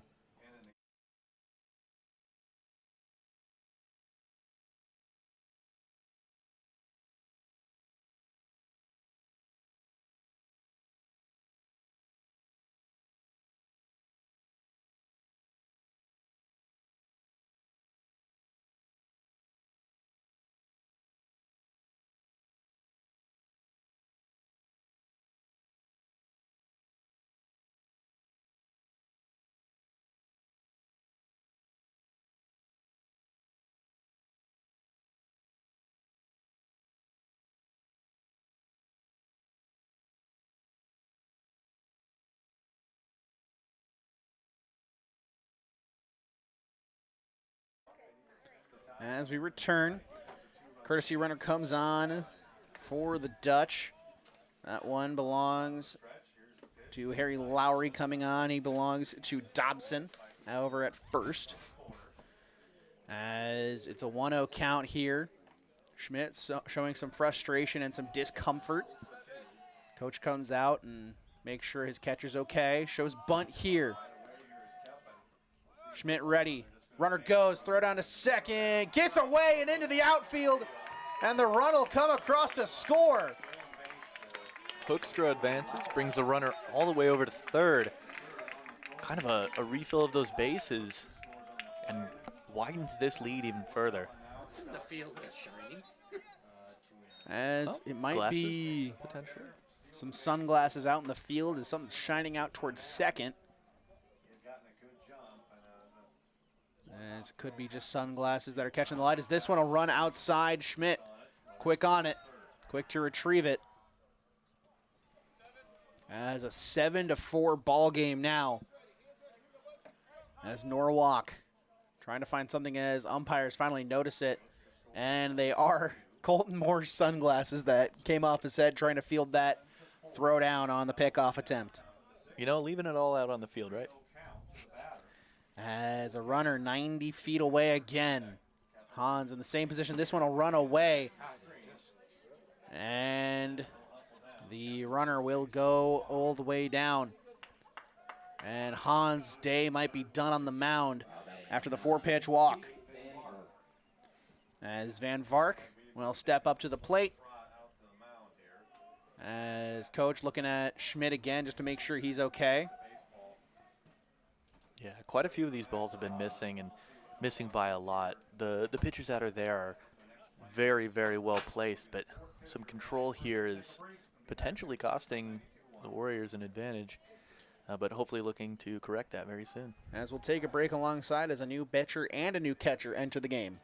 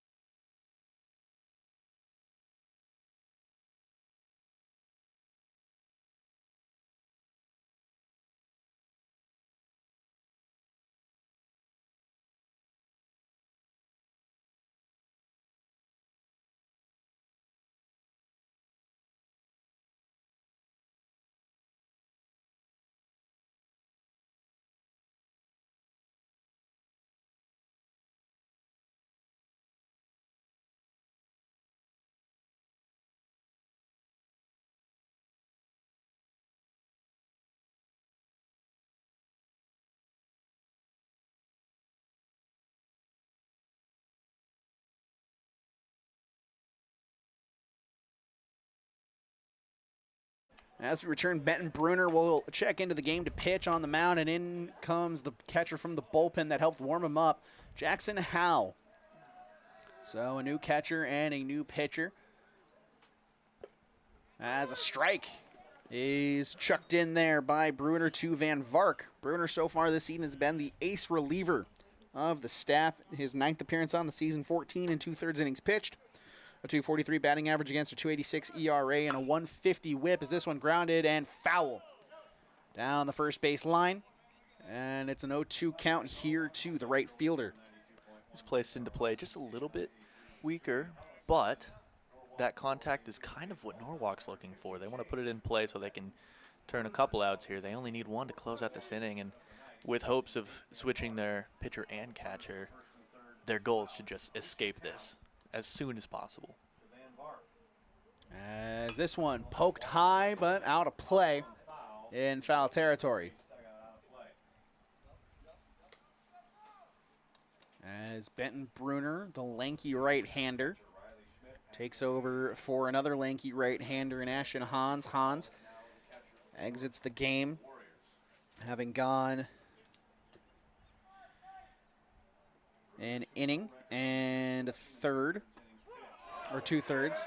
As that one, strike 3 looking. Bruner doesn't take long to get out of the inning. As we come back, it'll be the bottom half of the 6th here in Norwalk, Iowa. Norwalk down 7-4, 2, 3, and 4 due up for the Warriors.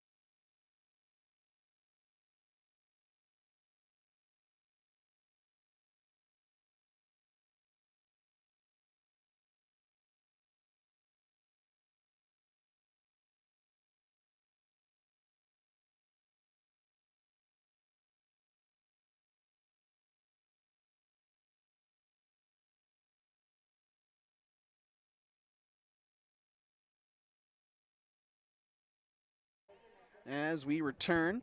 It is a foul tip at the plate from Benton Bruner, who comes into the game to hit for Ashton Hans. So Hans' night is done.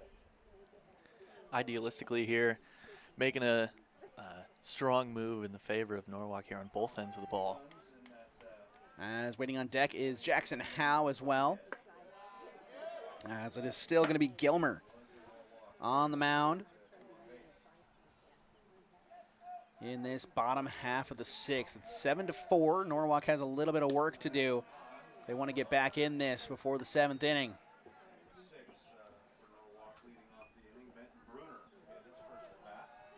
As Gilmer kicks and fires.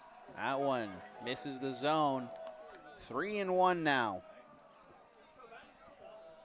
I think the Warriors have to acknowledge here that with a lead that's been steadily growing over the past couple of innings, they need to be patient. They need to take their time. They need to get on base. And this is the first step in that direction. As Bruner will walk and head over. And he will be courtesy run for by number 21, which looks to be Beckett Breeze, the junior.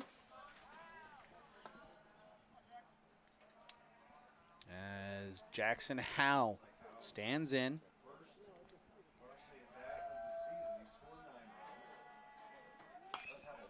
This one fouled off to the left. Jackson Howe looking for his first official at-bat of the season, as he's got a walk, and the only other time he's come to the plate so far this season would be the reason why he doesn't have an AB. As 2-0 now. He's got an on-base percentage of 1,000. Oh. Whenever he has started, he's been the flex player for the Warriors. As with the two new additions into the lineup, they're looking just for a spark, I think. It's been a bit of a struggle here for the Warriors offensively in game two, despite the 4 runs on the board, as this one skied high and foul out of play. That one, not going to mention whose car that went next to. You're almost getting excited. But yeah, no, this Norwalk team really builds off of each other. So I think you're absolutely on the money. I think building that confidence, getting the engine going is the #1 priority for this offense. 1-2 count here. Jackson Howe. Gilmer from the stretch. A little bit of a baby Kimbrel windup. Is that one strike 3 called? Howe goes down staring That for the backwards K. High and inside pitch that was thrown a little bit earlier right to him. It was a ball the first time. That second time just froze him. He was expecting the same thing, and Ump liked it that time. As Siemens now stands in. He's got Wilkening ready behind him. Siemens has reached twice on a walk and a hit by a pitch before a backwards K. As that one will run high, nearly hit him in the dome. I don't think he wants to get too familiar with that spot. As Siemens swings and fouls it into the glove. There's strike 1. Evens out the count and outs.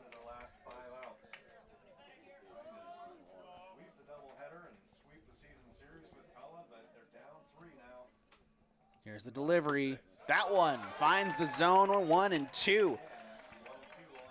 Siemens tried to follow it down, almost willing it to go below the zone, but couldn't quite find it.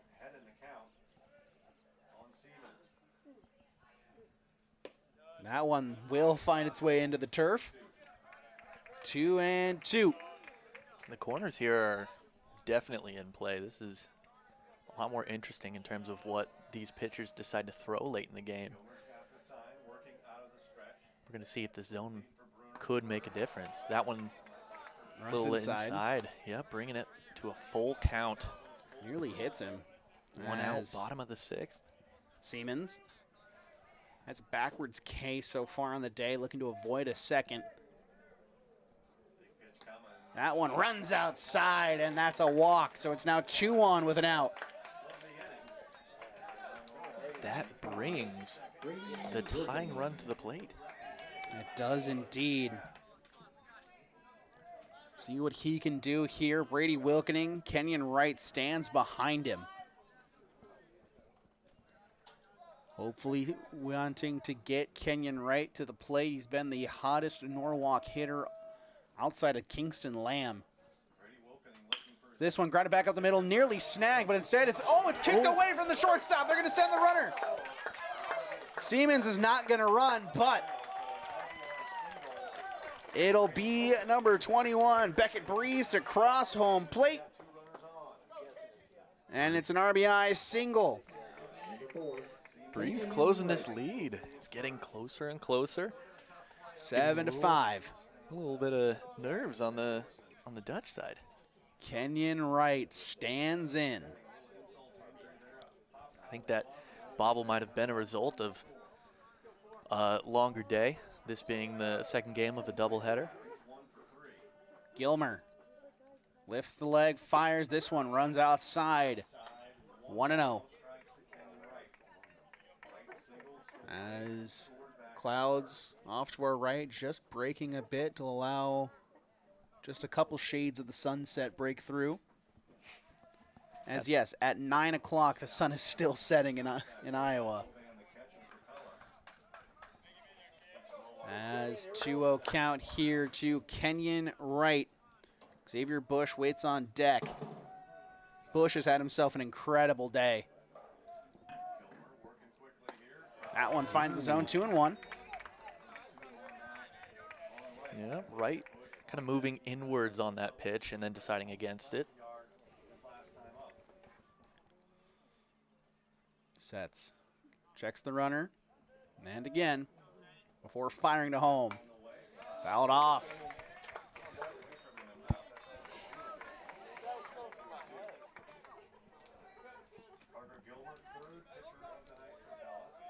Well, Gilmer being very aware of the base runners, but not seeing that coverage on second, which kind of allows for that lead to expand.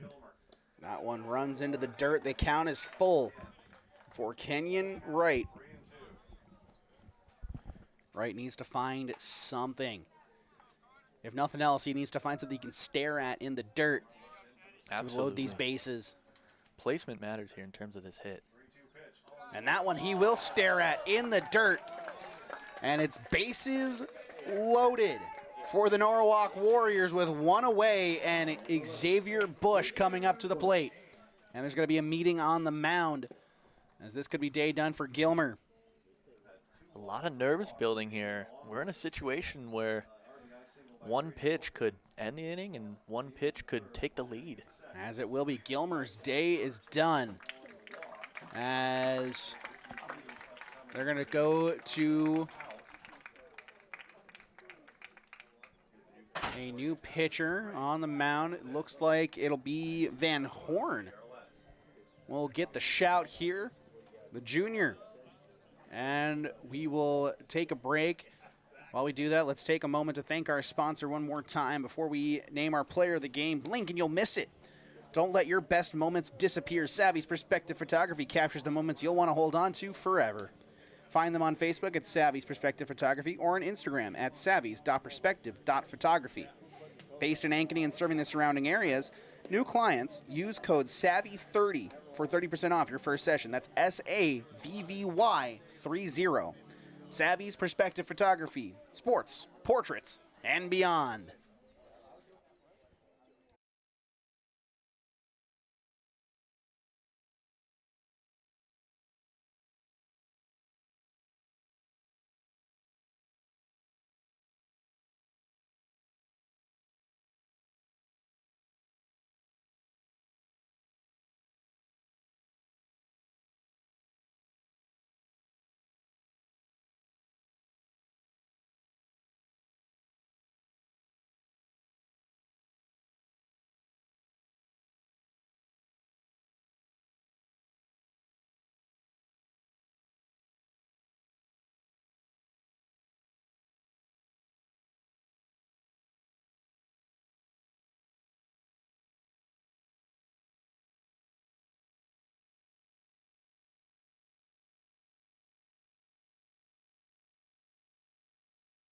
New pitcher on the mound is Van Horn for the Pella Dutch, the junior, who is 2 for 2 on the day with 2 singles, has scored twice and a walk.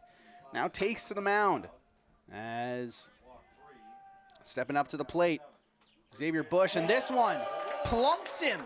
So with the bases loaded, a free run will come across to score. An RBI hit by pitch. With one pitch, this is slowly building out of control. As Keelan Selby now stands in. He has not reached base today. That one, just a skied. That one falls. Runner. Sending the runner? No, runner, a little bit of a deke. Yeah. But now that's 2 outs on a shallow pop. Out to the second baseman, who I believe is Grant Hauser. It was a well-watched catch. 7-6 ball game. Cale Wadley up at the plate. He's got a walk and a single so far.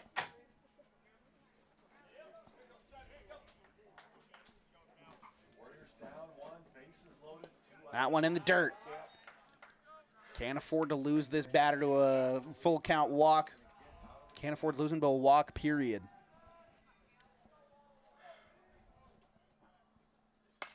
This one skied high. That was not the hit he was looking for. And finds it. And so it's a 7-6 ball game heading into the 7th. Back-to-back pop-outs to the second baseman end things. For Pella in the 7th, it'll be 7-8-9. For Norwalk in the 7th, 1, 2, and 3 in the order due up. When we return, it'll be Bruner to retake the mound.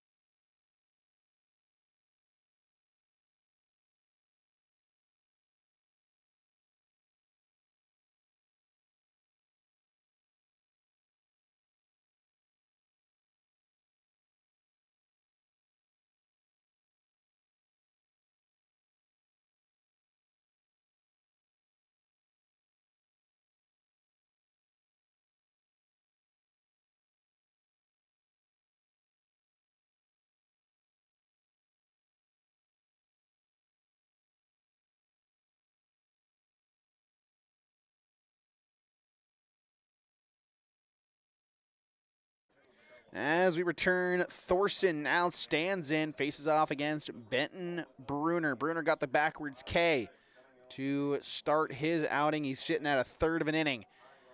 As now he will look to shut things down in the 7th and give Norwalk a chance to walk this off in the bottom half. As this one runs outside and low, 1-0. As Thorson. That one's skied but foul out of play. Thorson at one point was the pitcher in today's contest. I currently have no idea where he's playing, as they have shifted their defense around so much. I have lost track of the Pella defense. It's like a game where you have a ball underneath a cup and you shuffle them around and you try to guess. I'm usually good at those games, but with baseball, it's just there are 9 cups. You know, that's a little bit harder to do. As this one makes its way back to the net, and it's 2-2. Bruner again is the ace reliever, the closer of this Norwalk staff. And you know what's insane about that? He doesn't even have the singular save on the season for the Warriors, and he is their best reliever. And you know what?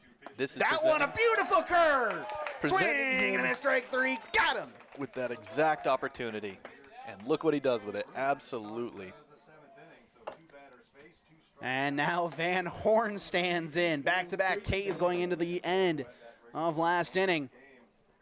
A 1-run ball game. Bruner This one fouled off just under it. Good timing, though. Van Horn, the current pitcher for the Dutch.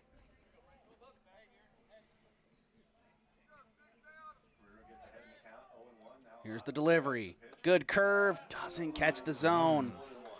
1-1.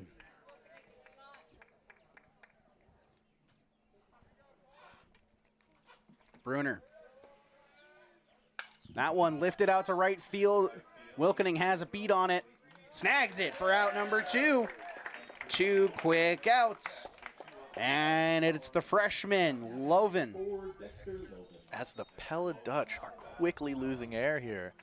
Seems as though they might have run out of steam. See if they can salvage this in the last few minutes of this game.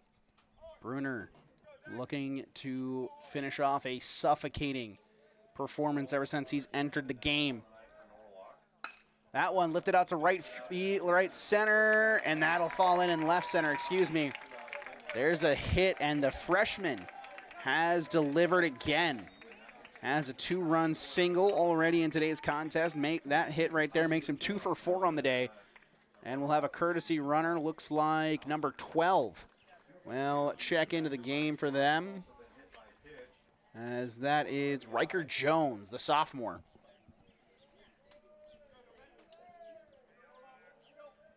As that'll bring up Grant Hauser. Last time he was up, an RBI double. Or excuse me, just a double that ended it up with him coming around to score. Bruner with a runner on, looking to end this inning and send it to the bottom half for the Norwalk Warriors.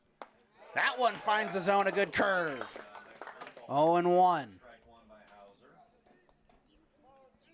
think playing with the tempo here in this potentially last at-bat of the inning could be exactly the difference maker here. I think Norwalk wants to really work this count, really mess around with the heads of all of these upcoming Pella batters. As that one will kick away from Howe. Good hustle. No throw down. Pitch in the dirt. Wild pitch advancement. So it's runner in scoring position, and I think Bruner's now just officially going to ignore that runner. If a runner's on first, you, of course, have a play at second. But now Bruner's just not going to care. He's going to deal with the runner or the batter at the plate and does just that. A good fastball in there, 1-2. Notably, it brought a runner off of first, so the play would have to be there if this were put into play. But a 1-2 count. That one skied high, giving chase to it, not able to find it. Rounding third. As Wilkening, does he get the tag? What do you call? There's no call. What's your call? There's no call at the plate. As I'm guessing they're gonna call safe at the plate. So it's an 8-6 ball game. Seems to be a case of innocent until proven guilty. So it's a RBI double. And that brings up Hoekstra.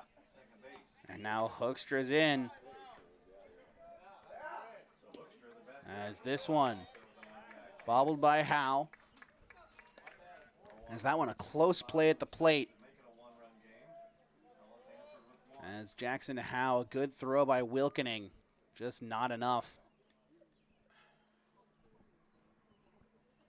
That one crushed over the head of Keelan Selby into right field. That'll bring home another one.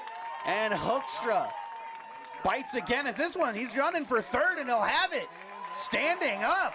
His second triple of the game. Bringing that total up to 5 on the season. He had 3 before today. He has been lethal at the plate all day today, showcasing why he is the best hitter in this Pella lineup. Absolutely. As we are back to a 3-run deficit for the Warriors. That contact and that speed, especially this late in the game, Pella just got a second wind out of that. Big cut and a miss there from Lautenbach.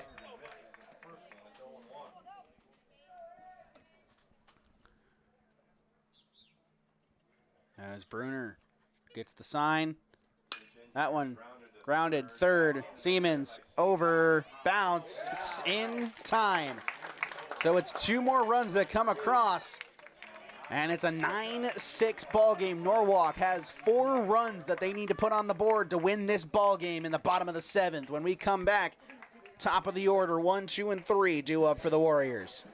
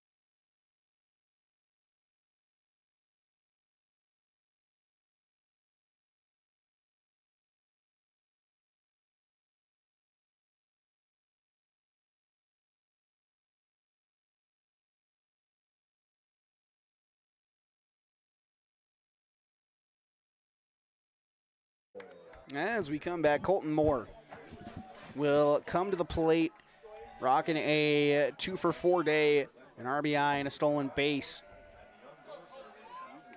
As he will start off this Norwalk offense down by 3, facing off against Van Horn, the junior. And a healthy cut and a miss at pitch number 1, and it's 0-1. And out of a similar number of at-bats from each team respectively, Norwalk being able to put the ball in play a little bit more is hopefully what they can do just in this particular situation. Great snag, great track down in center field.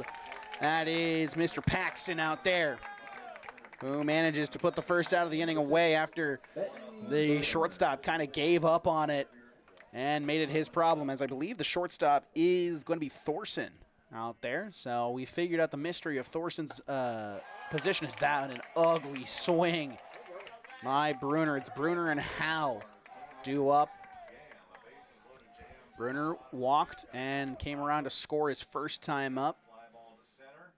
That one finds the zone, a beautiful breaking pitch, and it's quickly 0-2 as Norwalk trying to stay alive here, trying to avoid the series split with Pella. Big swing and a miss, strike 3, got him. Very quickly working into 2 outs. As now it is 2 outs. Norwalk needs a 2-out rally to come back in this one and win.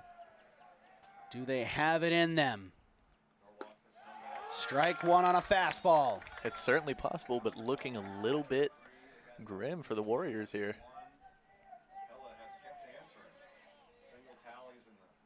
And that one will run inside and plunk Howe, so he will reach base the most difficult way possible. And now up steps Owen Siemens, Big Red. Single-handedly won the Warriors the game in game 1. What can he do in game 2? 3 times in game 2, also struck out. Has walked twice, been hit by a pitch, has a backwards K, has a run scored. He really is collecting as many statistics as possible in tonight's game. What can he do with the bat in his hands and 2 outs? Big twitch of the bat before the pitch is delivered. Great stop behind the plate by Loven. Absolutely. A miss there advances the runner, not only putting a runner in scoring position, but also taking the pressure off of first and second. That one will Just skip like away. This.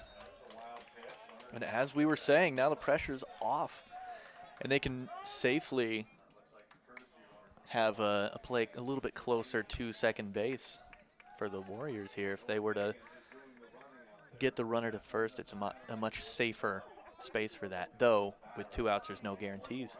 Because I think another big thing there about Lovin saving pitches as it keeps the ball dry. That's a big thing here. That too. Yep.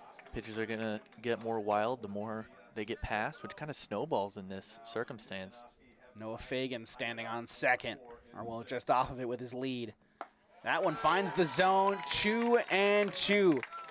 Now in this count, you probably don't want a man other than Owen Siemens at the plate with his walk numbers on the season and his lack of strikeouts. Van Horn lifts and fires, misses outside, count runs full. This pitch either brings this lead within a very manageable distance for Norwalk or ends the game. Van Horn kicks, fires. That one does not find the zone. So Siemens reaches as well. And so now Brady Wilkening will stand in. The Warriors are fighting here. They're looking for ways to extend this game. They know the more time they spend out there, the more momentum they pick up, and that is how this team operates. And Wilkening has had a very productive night in a very linear fashion.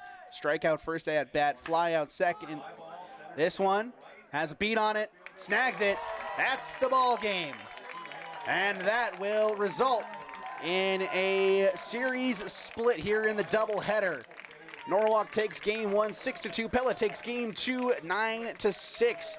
And with that, we'll bring up the Savvy's Perspective Photography player of the game, Xavier Bush. He goes 2 for 3, 2 doubles, 2 runs scored, and an RBI on his ledger, as well as stellar defense out in center field. Luke, any last thoughts on today's doubleheader? It was very back and forth. It was never completely one-sided. Both teams fought very hard, and, you know, it showed in terms of their performance and their scores, and it was a great day for baseball. It was indeed. We'll give one last update of softball. It's 8-3 Pella versus Norwalk. We will encourage you here at Baseball to go over and watch and support the Norwalk girls softball. But for now, I have been Liam Weber, joined by Luke Nelson on Pardon My French Media. Have a great rest of your evening and a fantastic weekend. Go Warriors.